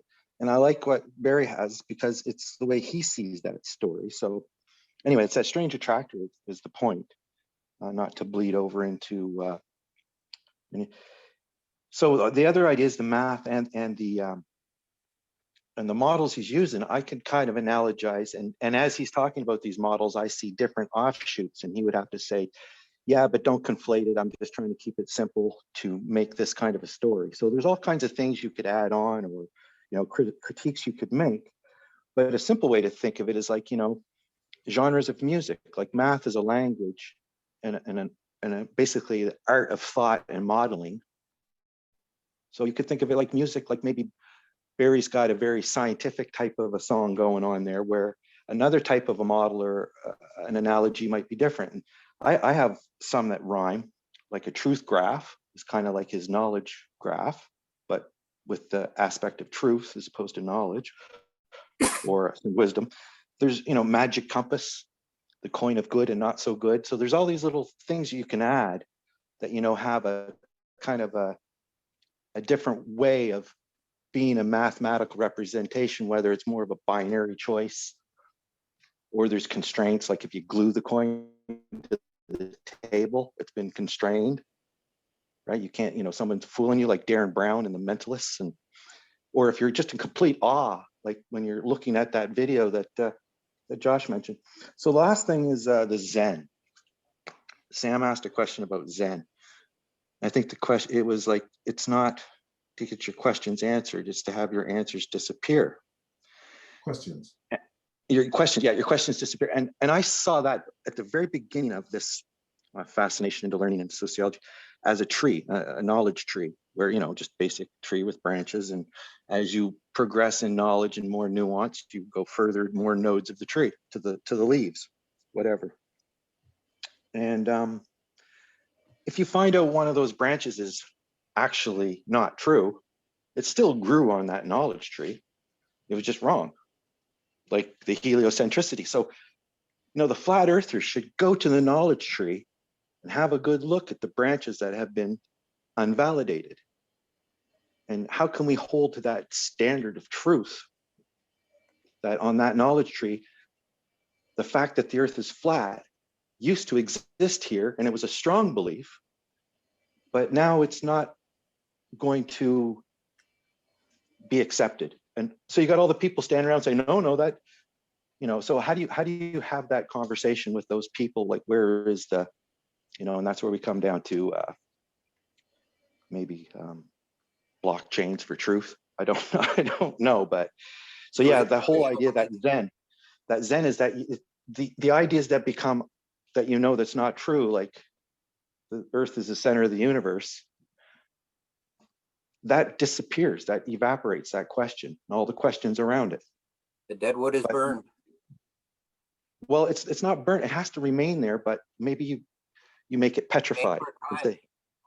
It's a petrified branch. Go ahead, sorry. I'd like to give it a shot. See, there's kind of this implicit respect for truth among those of us here in conversation. I think in other cultures and other groups, there's a much stronger respect for inclusion and membership and identification and identity, quote unquote, politics. So just being a member of a family or a group or a neighborhood or a church or a club or whatever is very important to some people. And that's where they get their interactions, their communications, their livelihood, the food, blah, blah, blah. And the notion of truth may not be as valuable as that. In fact, we've seen for the last 5, 6, 7 years, a complete shoot down of truth in all the lies that have been spread and all the misreporting, the lack of journalism, the lack of journalistic ethics, the lack of transparency, the lack of accountability in American politics. It says, we don't care about truth. We care about being a member of this other thing over here. And it might be a party, it might be some other group that's going to be poisonous. Power. Or it could be just the fact that these people have power and that's what they want to hang on to. Yeah. But it's not a respect for truth. But until we actually elevate truth as a true enabler of civilization, of people, of resilience, of thrivability, we're just going to get fascism. We're going to get identity politics. We're going to get membership politics. We're going to get us versus them. So I think truth is undervalued, literally, in my opinion. Paul? Yeah, HC, what's your name? What? What's HC's name? Well, that's Colin. Colin. Yeah, hi, Colin. I might remember you from last time. I guess I wanted to. The video scrambler. No problem. I wanted to say there's vastly more knowledge that has come and gone and wiped clean from the face of the earth than there is knowledge that still exists in our knowledge base. All the provisional truths like he said, she said, and this happened, they all might be true, but they were not recorded. They're no longer in anyone's memories. Those people's memories have turned to dust and they no longer exist to the world. That stuff has died and is gone forever. And it is not on the tree of knowledge because of that reason. The only reason that the flat earth knowledge still exists is because somebody recorded it somewhere and it still exists in the minds of people. But it's possible that someday that it will not exist and it will only be like maybe reinvented or rethought of. But there is a lot of stuff that doesn't continue to exist. It just dies, goes by the wayside, turns into dust in it, and no longer exists. That's why I think a lot of people, that's why the Church of Latter-day Saints believes it's important to record the names of everyone who's ever lived so they can retain some amount of truth to their existence. And I really kind of embrace that concept, but I do know there's much that's lost, and it's okay because it's no longer relevant. Yeah, the level that you take a model to and leverage it, you know, there's a point where you have to find a better model, whether you're changing scales or context. It exists in the fourth dimension called time, and there it's recorded, but nowhere else unless somebody's kept track of it. The Akashic field. But Akashic record, yeah. Yeah. Okay, there's somebody else who wants to talk? Go ahead, Colin. I did. Yeah, no, I had a follow-up. Like he was talking about the things that have been the knowledge, the sagacious knowledge, I guess it's called, the knowledge of our ancestors that we've lost. I'm not sure what that amounts to. It grows. I'm more concerned about the ability to feel truth as opposed to discern truth. I think we feel the truth of gravity if we step off the edge of a cliff real fast. No, that's discernment. Well, maybe. I think there's two sides to every truth. There's a safe side and the unsafe side. Yeah, the feeling comes along no matter what, but when all you have is feeling, that's when you have to. Oh, Interesting. It kind of goes back to emotions, but yeah, I do think your emotions can guide, you know, as a, you know, if you wanted to study somebody's emotions and see if they're under stress right now, maybe this is too much information over their head. Let's go back to lesson 3 and make them more comfortable and give them another ice cream. You know, keep them from being in upset. And so, you know, this manipulation in ways to get somebody to learn, not negative manipulation, like that's all fascinating to me too, which I think is the effective learning, I think it's called, which is, you know, I think people have been sampled. And, you know, we are now entering the age of being sampled, I guess, through Alexa and Google and video, you know, and the power of that media. Yeah. And the next thing coming around the corner is, you know, once I get my avatar tweaked up, I'm going to be in 7 meetings at once. You don't know which one's the real me. And, you know, so the validation's coming down the road too. So there's a lot of things to be considered with this truth and on the knowledge trails. And I kind of going off away from the idea of this phase diagram. But I think this is a very rich playground of consideration of how one can get into a sense-making awareness of that. You know, we are going to try to find out what is true here, scientifically speaking. Or switch over to say, well, I think this is more of an emotional human problem that you don't solve with science. So let all the people trying to fix this person just be quiet and let's listen to them. So those are the two different sides of this coin at the GCC. Oh, I'm chomping at the bit, Colin, but I need to yield. Go to ahead, Alex, go ahead. Josh and Sam, so I'm gonna mute my mic.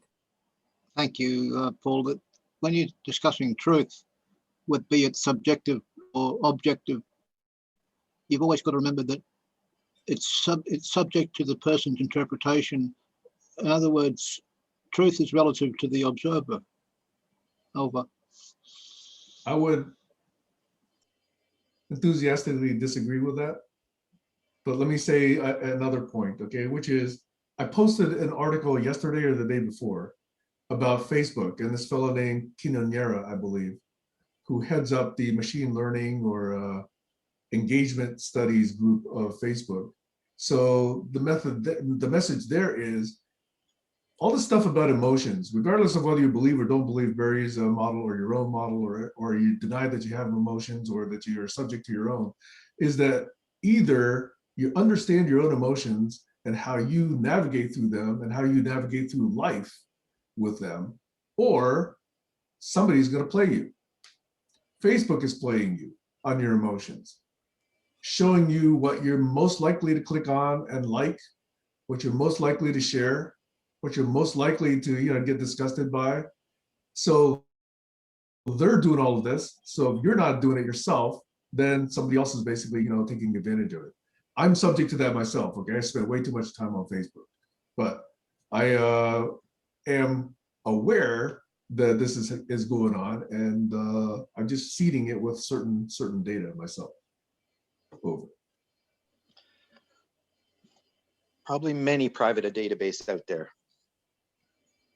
What? With all kinds of characteristics and personality models. I didn't hear that. But yeah, I'm thinking there's a lot of databases out there that, have collected information, what your buying habits are. I don't know, I'm a little bit into conspiracy theory land, but I've heard that there's some oligarchs out there who like to amass all the information they can. And I don't know if they're getting Zuckerberg to do it for them through the CIA or how they wired it all up, but it's pretty ingenious. Hey, Josh, and, they do it because they love us. Josh has had his hand raised for a long time, and also Ty. Go, Josh. Oh, I'm just, I put it in the chat. There's some really interesting work from a gentleman named Donald Hoffman, who heads up the, let me read it back to you so it's clear, is the cognitive studies. He's a cognitive psychologist, and he's using mathematical models to understand consciousness from visual perception and evolutionary psychology. So his mathematical models are to understand how we're perceiving what we're perceiving with our eyes and how that relates to what's actually happening in reality. So are we actually consciously perceiving, or are we using mental models to represent the perception of reality? And it's a very interesting study, and I just put it in the chat if anyone's interested in his work is getting a lot of notoriety lately, especially with the AI community, trying to understand intelligence, but also consciousness is starting to creep into the conversation, is how do we model what's really going on if we can't actually perceive it? So I just wanted to bring that up. I put it in the chat. I had my hands up because I wanted Joshua to speak, so that's all. I just want to say goodbye, everybody. I've got to go. Thanks for a great session. Talk later, Have a Tara. lovely weekend. Bye. Thank you, Tyra. Thank you. Bye. Coming. Good luck with your math project with Sam. Peace. You want So to? it's just going to mention that if truth's not relative to the observer, as Sam suggested, then a machine's intelligence is not relative to the machine. Over. Why does it have to be? Because it's not there. If you're not there, nothing can be relative to that thing that's not there. Anyway, that's another conversation. It's another very large conversation. Anthropomorphization, is a hard one. Yeah.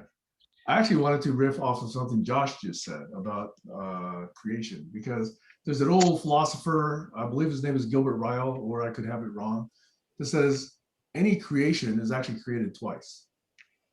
Before it's created in the real world, it's first created up here. Somebody has to, imagine it. And so if you sort of take that meta, then you got to sort of say, okay, where did that come from? So there's a little bit of a problem with that philosophy, but at least What's his name, Sam? Sorry to interrupt you. What's that man's name? I could be wrong, but I think it's Gilbert Ryle, R-Y-L-E, but I could be remembering wrong. Yeah, I think I was just going to say also, it sounds like a quote from Henry David Thoreau. So it's sort of a retake on the same idea. Okay. If you build castles in the sky. It has occurred to me as well. Cool. Yeah, I think our understanding of consciousness is how our neurons are firing and relating information in our brains. Some of it is taught and some of it is experienced, and some of it is just completely different than others. I think Barry taught me something really wise, is don't look for what has been created twice or 3 times or 1,000,000 times. Look for the anomalies of what has not been created. So when you're looking at data subsets, find the anomalies of the out of the organized knowledge and then build on that in order. And in my belief, we live in a participatory universe where we get to create with matter, with gravity, with the four forces. It's not something that we're acting upon or it's acting upon us. It's a dance between the two. That's my understanding. The submaterials of industry you're describing, and it builds up all the way. Yeah, and I think we're in the age of material science. I recommend to younger children and people that want to find a career is what is something that we're going to need for the next few hundred years, and that's material sciences, because we're constantly building and manufacturing things, but we have to learn a loop system for sustainability. Yeah. In my opinion, we have to be a sustainable species where we're not just creating things that are creating problems and entropy. We're creating things that can be broken back down into the first principles of the actual atoms and the chemistry of those molecular things to be able to be repurposed back in. And if we can find that loop. Yeah, exactly. It has a middle, but nobody knows the front or the beginning or the end. Yeah, I'm just ranting a little bit, but I'm very excited about the concept and idea that a lot of billionaires are spending money on is manufacturing at zero gravity in low Earth orbit in order to reduce the energy input for manufacturing of gravity, and then dropping those materials down to Earth, and then hopefully finding a way to make them sustainable here, or possibly sending them off planet. Very cool. So we can keep the balance of the natural order of systems here on Earth. So that is as we move into the space age, we should start thinking in those terms to allow for us to sustain and grow a population on Earth that hopefully doesn't collect storage facilities and garages and attics full of material stuff that has been pulled out of the ground and created. So I'm excited about that in the future. Yeah. Hi, go ahead. Yes, the research on TU Delft in the Netherlands is only aimed at materials. So just what Josja wants to happen, it's TU Delft, the Netherlands. It's the focus. Can you put that link, Thijs? I'm in Delft. I'm an engineer from TU Delft. TU Delft is, so it's the MIT of the Netherlands. I was going to mention the nanomaterials and the graphite materials they're using to manufacture very substantial new materials can be used in solar panels and in space. They can be used for solar shades that not only block excess sunlight, but collect energy. Over. So when Josh mentioned the zero gravity manufacturing, and you can extrapolate that to all the resources in the asteroid belt, or Mars or the moon or whatever, or even, at the bottom of the ocean. I think as long as before then, or as we do so, we find a way to basically be more considerate for each other and recognize the coexistence of each other, rather than allowing billionaires to become trillionaires or to become quadrillionaires or pentagazillionaires or whatever they call it, okay? So as long as we can take care of that problem, then I think it's very exciting. Well, that's why I like to think Jesus Christ took care of that just cycling down into the various different levels of the 9 levels of hell, and we're going to get down to the bottommost one.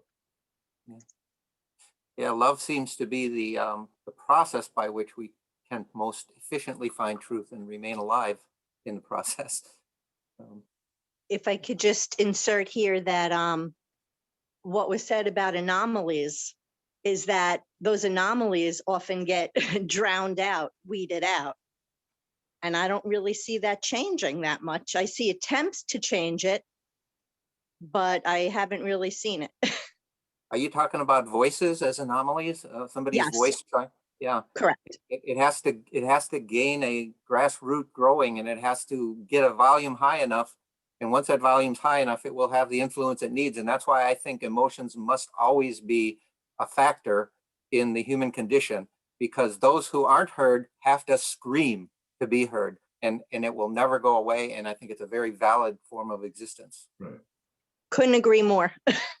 By the way, Stace, that's why I think I believe strongly in recording, because even voices which are not recorded or which are not heard at the time or responded to, at least can still be on record. And one can still say, hey, I said that, and that can still, if available, invite other interaction by someone who comes by later, an hour, a week, a month, 10 years later, and say, yeah, there was value there. The database. Still engaged. That and that's one of the positives, but on the other side of it is that group reaction sometimes has too much impact. So let's say you're talking about this anomaly, and now you're looking at the group, and the group isn't resonating with that. That, you know, by nature, we're born wanting to belong or find similarities. I can't really express what I'm trying You're to saying say. it very well, Stacy. You're saying that you need to find the birds of the feather that are going to flock together, and you just might be a lone feather or whatever is a lone feather, and you need company of those other feathers that give you rest. I definitely am a big believer that we have to find those groups. I'm finding a group right here where this subject resonates, and it's creating a voice. And my sister is looking for a voice in the Course on Miracles, and there's a big following there. And if you haven't found that Course on Miracles, that's something you could talk to Debbie about. But I did the everybody, Course in Miracles 30 years ago, so it's definitely, and when I heard it, it was more of a remembrance. yeah, well, it's got a big following, it's got a big voice, and there are those vortices of big voices out there. And when we join them, we give them a bigger voice. Yeah, like the flat earth theory. It's got a big voice, and when we join it, we give it a bigger voice, and it becomes something that is in the zeitgeist. Yeah, and it has to vie, Stacy, and Josh is bringing up the reality that it has to vie for reality. It has to vie for reason. It has to be real. And science is the only test of that. They don't like me. Amen. At the best. And the reason they don't like me is because I live in Cairns, not far from Green Island. And Green Island can't be seen at sea level, but you climb up the hill nearby and you can see the island. So I take pictures of that. It proves the Earth's round. Just to use the Course in Miracles as an example, so many times I've heard people use the Course or a question, and I have a totally different interpretation from what they're assuming is the way. And that's why I keep going back to this. There's, like you said it before, there's a little bit of truth in everything, and there's not enough effort put into finding the bits of truth. Instead, I agree. Yeah. I'm trying to bring a voice to psychics. I swear, that's my big thing right now. And it has a lot to do with that realm, which science wants nothing to do with.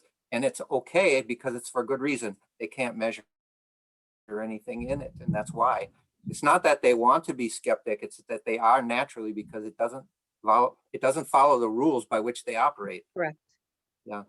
Yeah, I want to talk to you about that, because that's been my mission. My mission has always been to bring science and psychics together. Yeah, I think there's valid reason, and now the timing is becoming true with social physics. I do believe there is a time for psychics, and it's not going to be this mystical humble mumble bumble jumpy crap. It's going to have the reality of measurement and basis, which science really needs for it to become science. And have you heard time is happening? Yeah. Have you heard of the Stoa group? They also, yeah, Stacy knows. I think Stacy tapped me and I went and checked out some of that. I found it quite interesting. And they do seem to have a balanced approach to looking at the unknown as well. Can you spell it?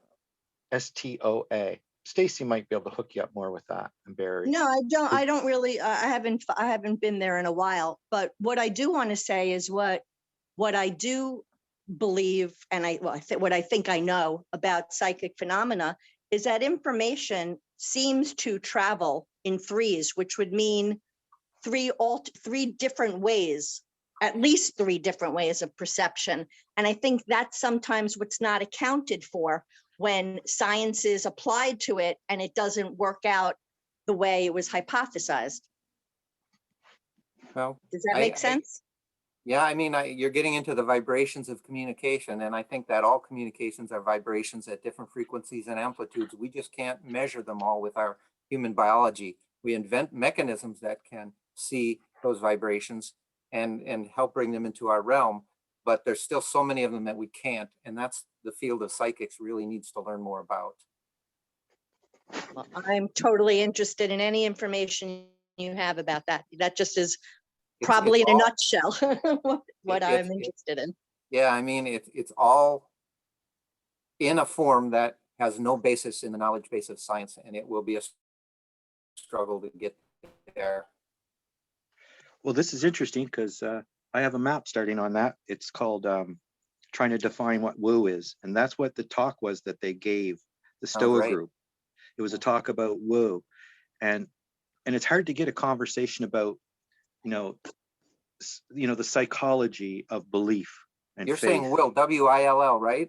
No, No, woo, it's not W-O-O. I never heard of it. WOO. Sorry. Yeah, it's short for woo woo. It's And it's got some, it's got some derogatory connotation, but not necessarily, because woo, I think woo is something that's in kind of a zone where it has not been proven. But anyway, we don't need to get into what I think woo is, but what we could discern on a map would be very interesting, because it's about getting other people's perspectives that I wouldn't think to consider. And, I would challenge right away with, what would you think about the life of the amazing Randy? Because he actually took a serious stance towards wanting to get to these things.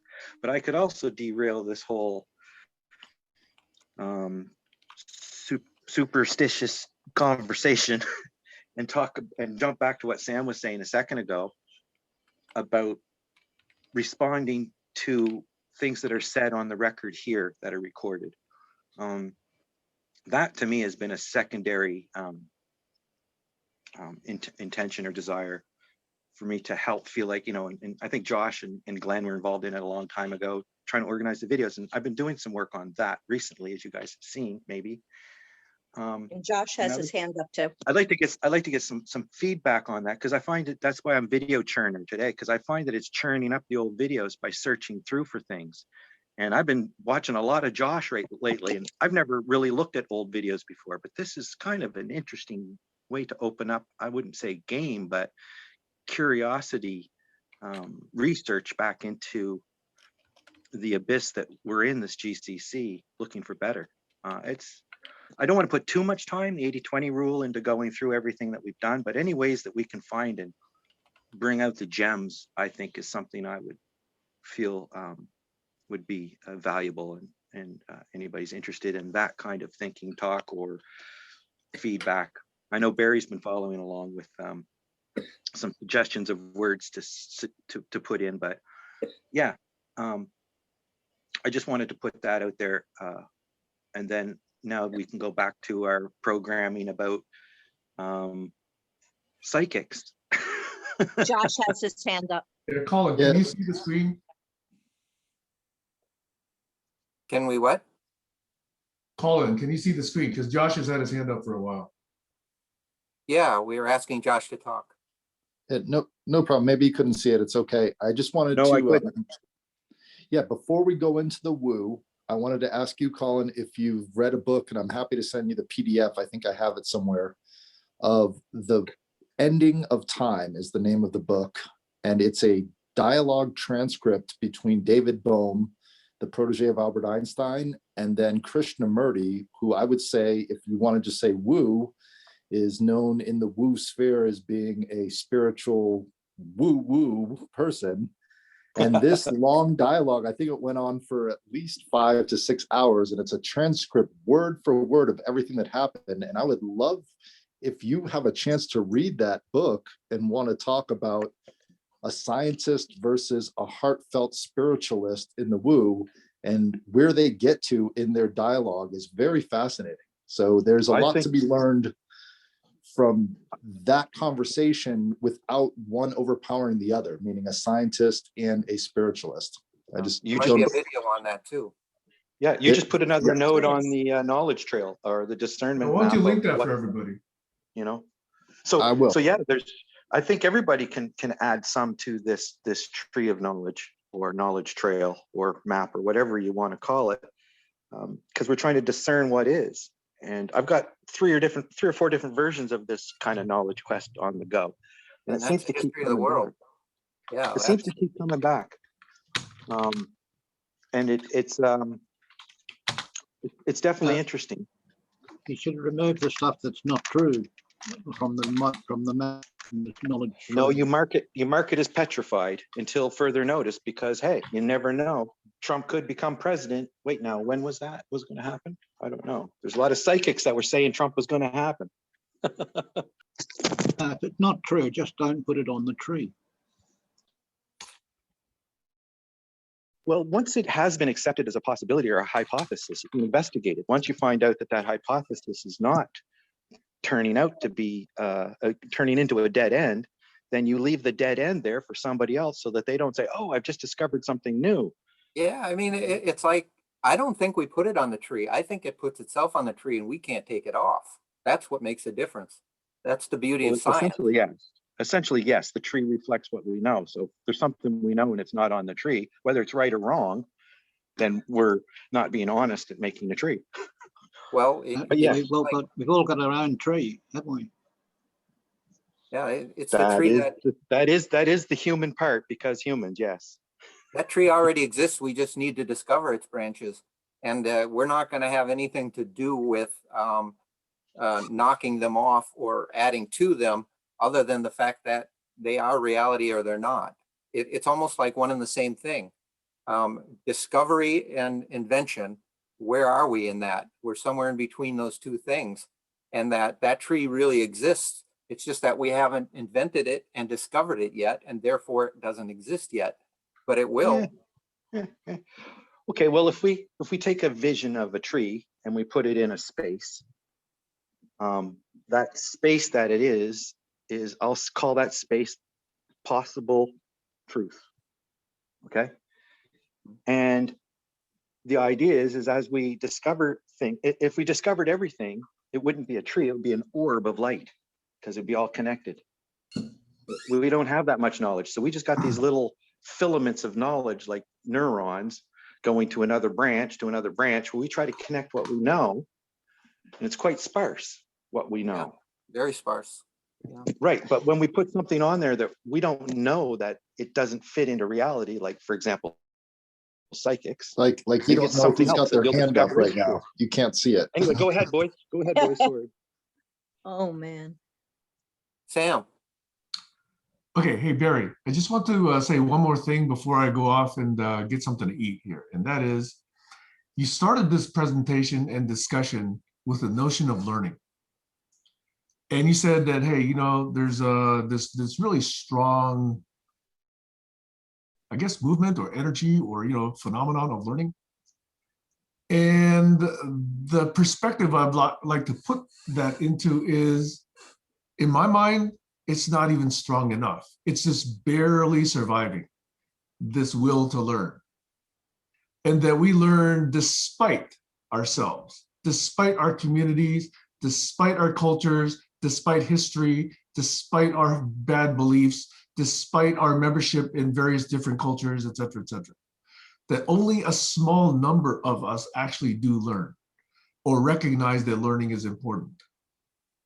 And that is a spark that I would like to see grow, and yet at the same time acknowledge on the flip side that it could also lead to disaster. This is the tree of knowledge biblical story, right? How knowledge leads to all these bad things that happen to us. So somewhere in there is a balance. And somewhere, and I don't know where, because it's going to take a lot of wisdom for us to find that balance. And that's a conversation and a set of topics I would really like to lean into. Because I see a lot of people not caring about learning. I see a lot of people not caring about truth, not caring about the universe they live in, you know? So that to me is appalling. And yet on the other end, I see what happens when, oh, let's build this because it works. Let's build this because it works. And let's not worry about second order effects or third order effects or scalable effects or whatever. Okay. And that leads to disaster as well. So both extremes are disastrous. And what I'm trying to figure out is how do we live that wise and thriving and healthy balance? And with that, I'll close for today. Yeah. Well said. I have to leave too, but thank you all. This has really been wonderful.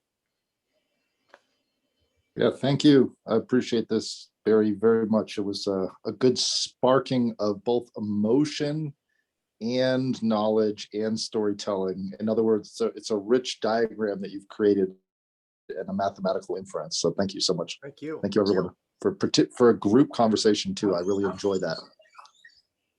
Thank you.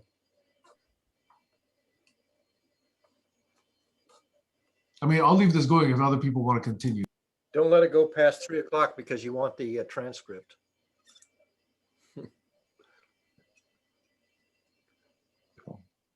3 o'clock Why night. are they- why are Night, there everybody. two?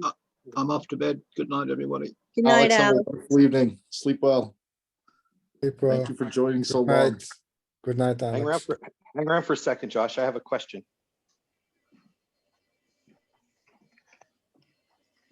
He didn't see you. I see you. I see you there. I I'm should hanging come around out for of the this. question.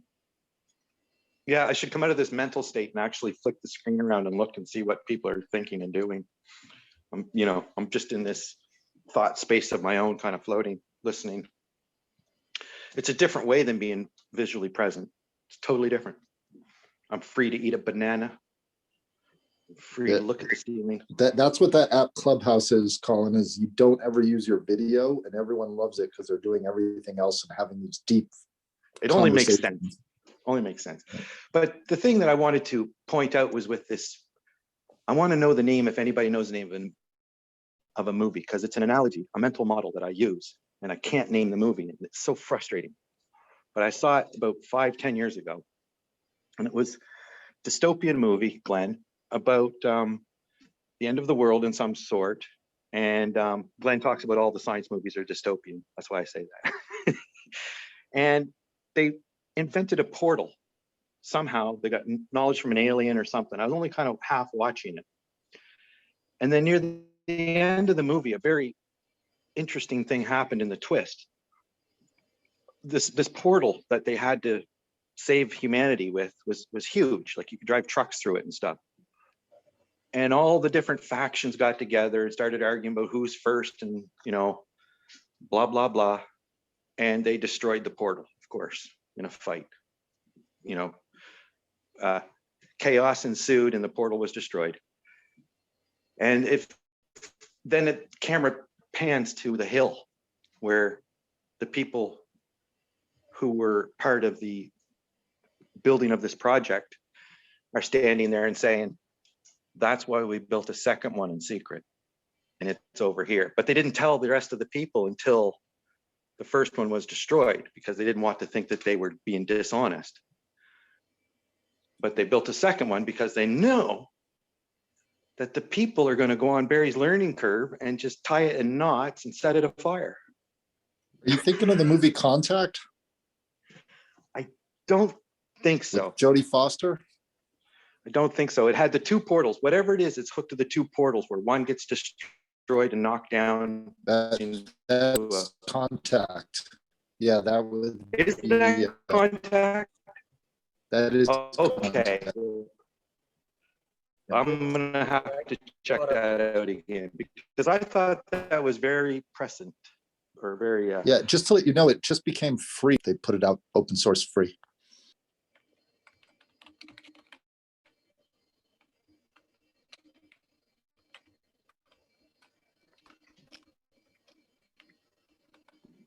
Contact came up in the possibilities of what. You're welcome. Let me know if that. Yeah, but that's the sin of humanity. We'll destroy the gift that's given to us by fighting over it. Yeah, it's funny because that what you mentioned when Barry was talking about the bard and storytelling, that storyline and that plot I've seen at least 100 times, and it goes all the way back to Pandora's box, et cetera, but that's a real popular storyline that I've seen at least 30 or 40 movies with that same, everything from the Netflix show where they open up the portal to the underworld, to the whole Stargate series, to et cetera, from Interstellar, on and on and on. That portal to the other dimension, and then humans not knowing how to use it and destroying it, is an old, I don't know where it originates from, but it's an old storyline, probably from the Bible. It's funny The part because that as you really got say, me. Oh, go ahead, go ahead, Stacy. Colin. I was just going to I say, was it's just saying the funny. part that got me. Oh, Go ahead. I am going to impose and say the part that was interesting to me was that they built the second one in secret, and how that was wisdom. Yeah, in the movie Contact, what he said, or I didn't want to cut you off, Stacey. Did you have something you want to say? I was just going to say that as I was listening to you guys talk about that, I was thinking how that's actually what I believe to be the story inside each one of us individually. Yeah, that's some good insight. I do like the storytelling of the movie Soul that came out from the Disney Channel that sort of touches upon that. There's another movie that was a little more dark than the Disney movie, and that's What Dreams May Come by Robin Williams was the I star in remember that movie. one. Yeah, I remember that. And the idea of consciousness and portals and life after death and other realms of reality and dimensional space. But I was just going to share with you, Colin, the reason in the movie Contact, at least, I don't know if it's the one you're thinking of, they built the second one. The gentleman looks at the camera and says, why build one when you can get a government to spend twice the amount of money? So it was in spending more money is why they built the second one in secret. But that was Contact. Well, I've been having several false memories about that movie, so I can't wait to see it. It's a great, I just watched it the other day with Cusella, and it still holds up. It's one of those few movies that actually keeps your attention all the way through. It's a 3-hour movie. It's very long, so it's worth. All right, I'm going to do it. I'm going to do it. And anybody that's interested in more about the transcript research that I'm doing, pulling out YouTube clips, please let me know, play along. I'm just going to keep polluting the channel, but we can move it off somewhere else once I get a bite. Yeah, and I was going to share with you, Colin, a lot of people I've noticed are making a second YouTube channel called the Clips channel. So there's the, Sam's postings and Doug's posting, but we could make a second channel called GCC Clips and repost up there. That's something very popular, that people are getting bite-sized bits of larger conversations. Yeah, where anybody in the world can see them. That's another topic for barn raising, about the proposals we were doing. And I never did find the right inbox for the CFRs, but we should, it never fails to amaze me or perplex me, the simplicity of writing something in Trello and making an agreement to follow through. And as you know, Josh, how many times have we had signal conversations? There's one, Barry, there's a word to search, signals. Well, I think from all this great academic conversation today, and emotions and learning and what it means to learn, if you do something that is not congruent with the group's think or one person in the group, they'll let you know. And at that point, you have the feedback and the understanding to stop it. But I do think in the idea of progress is just go ahead and do something. And if you get pushback, stop it, as opposed to waiting for the agreement to happen to do something for the catalyst. I am a big proponent of, do something until there is anyone saying, please don't do that. Yes, well, today in the demonstration that Barry gave, there was a graph that showed how the learning would increase, or the knowledge would increase. And Sam said that, sometimes that can be exponential, so that, scales may vary. But the deal is that, well, what was I going to say? That oh yes, that acceleration of learning that makes the graph go up and the acceleration hit above 0 is also in tooling. And I don't think Barry is neglecting the tooling. He's just focusing on the emotional piece of the puzzle. So it's kind of like maybe a multi-layer puzzle where maybe Barry's focusing on what he thinks is the heart of the issue on the emotions, where there's other layers as well. So there's many ways to look at this stuff. Yeah, I definitely went, that was the impression I thought when I was thinking about the accelerated learning, was through, you know, knowing the learnings of people before us and all the scientific knowledge that we're gifted. Like, I don't know if I would have been the guy that would have figured out the earth was round if they didn't know it was round. Maybe. I doubt it. So anyway, One of the things that struck me during Barry's presentation, especially looking at the role of anxiety, was the role of expectations and not being sure of what you're expected to do, or what the goal is. And I know coming into GCC, I had no clue what the goal was, what the expectation was, or if there was one. And, you know, it's interesting because when I looked at, Barry had sent it to me, it was a very early video that I did with Barry and Heiner. And if you watch it and you watch me, you're going to see a very different Stacy than you see now, I think. And that has to do with a change in, I wouldn't use the word anxiety because I don't know if I was anxious, but it definitely has to do with confidence levels. Do you agree, Barry? Because you know the one I'm talking about. Yeah, that was the one, I think, in February of 2019. Probably, yeah. Yeah, because you wanted me to meet Heiner. And Correct. I think we set up a 3 or 4 way in February 2019.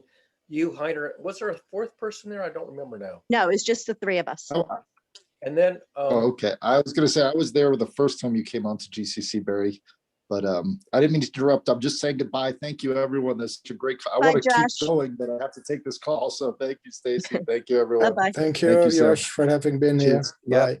Bye. Bye. Thank you, that's one Tyson. for the mod. See you later, Josh. Thanks for sticking around. And that's one for the modeling gems for sure. This show has got a lot. I seen your comment. This was a good one. Yeah, All right. thank you, Colin. I really I'm appreciate going it. to go too. Talk to you guys later. Thanks a lot. Bye-bye. Okay, bye, Colin. Okay, Colin is gone. Okay. yeah, then Stacy, you invited me to another session, which turned out to be a GCC session, I think in April of 2019. And I think that's the one where Joshua was there, and I don't remember who else. Yeah. And I didn't attend one until October of last year, October of 2020, which was about the time that people were ramping up to this project you had in mind to do some kind of a theatrical production. And I turned up to 2 or 3 of them in October. But I didn't know anybody. I mean, that was Right. No. Well, I just wanted to bring up the role of not knowing what's expected. well, You that know, was certainly true. That was certainly true of that project, because I had no idea what you even had in mind. I was just sort of going along with some hints and suggestions, and I didn't have any anxiety because the difference was I knew that you wanted me there because I write song parodies. Right. And that was going to be a contribution to the whole thing. But beyond that, I really was sort of in the dark as to what else was Well, going on. I guess I'm also speaking to, I think it's more, what's the word? More relevant when speaking about anxiety. I think it's more relevant to the learner. You know, as you know, if we're trying to help people to learn and to build up confidence in learning, it just affects a lot of the other emotions as well. Oh yeah, anxiety can be very debilitating. If you have too much anxiety, and a lot of people do, it totally interferes with the learning process. There's a sweet spot. It's called eustress. There's distress. Everybody knows about distress. Eustress is just the right amount of stress to get you up off of your tuchus and do something constructive and functional. If you have No stress, you sit back and say, not motivated. And too much, and you're sort of discombobulated. But eustress is just the right amount that motivates you, but but in a non-disabling. You're motivated in a functional manner to expend the energy to perform. So And- that's what I like about improvisation, because with improvisation, you have a certain amount of anxiety because you know you're being called on to perform, but the anxiety about doing it wrong is not there because there is no wrong. Right, you're just being silly. And that's why play is so powerful for children, because there's not really any, correct or incorrect answers to play. You play and you do silly things, and you gradually learn, but it's not like you're going to get graded on it. Well, I would just add, it's so powerful for adults too. We should probably get off. Well, I'm going to Yeah, get we're off. going to make sure I need that to get Sam, dressed. make sure that Sam is still here so he can stop the recording and not let it run past 4 hours. Sam, are you here? You're the host, buddy. So if you stop, then If I probably stop, I recorded can't will stop stop. recording. It is being recorded. Yeah. So I don't know what's happening. If I end the session, does it stop the recording? It should. Try it. I'll stay on until after to make sure. You try to leave and I'll stay on. And if it doesn't go off, I'll call Sam. So let me just see. But I don't know if it's, it's recorded. So somebody is recording it. So it will be okay. Start. And you're the host. So it means that if you stop if you stop the session, Just press leave meeting. yeah, leave meeting. And then we are out of the I meeting. can click end meeting for all. Yeah, Yes, that's do it. that. Yeah, All that's right, it. so has everybody said everything they want to say? No, Yes. thank you very much for this Let's make nice sure we save the presentation. chat one last time. Well done. Well done. Yes, thank you you. very much, I want to Barry. save the meeting for all, end the meeting for all, and that means that the recording should stop. And you can let Sam know we stopped it at 3.5 hours. Right. So here I go. End meeting for all. Bye-bye. Yes. Bye.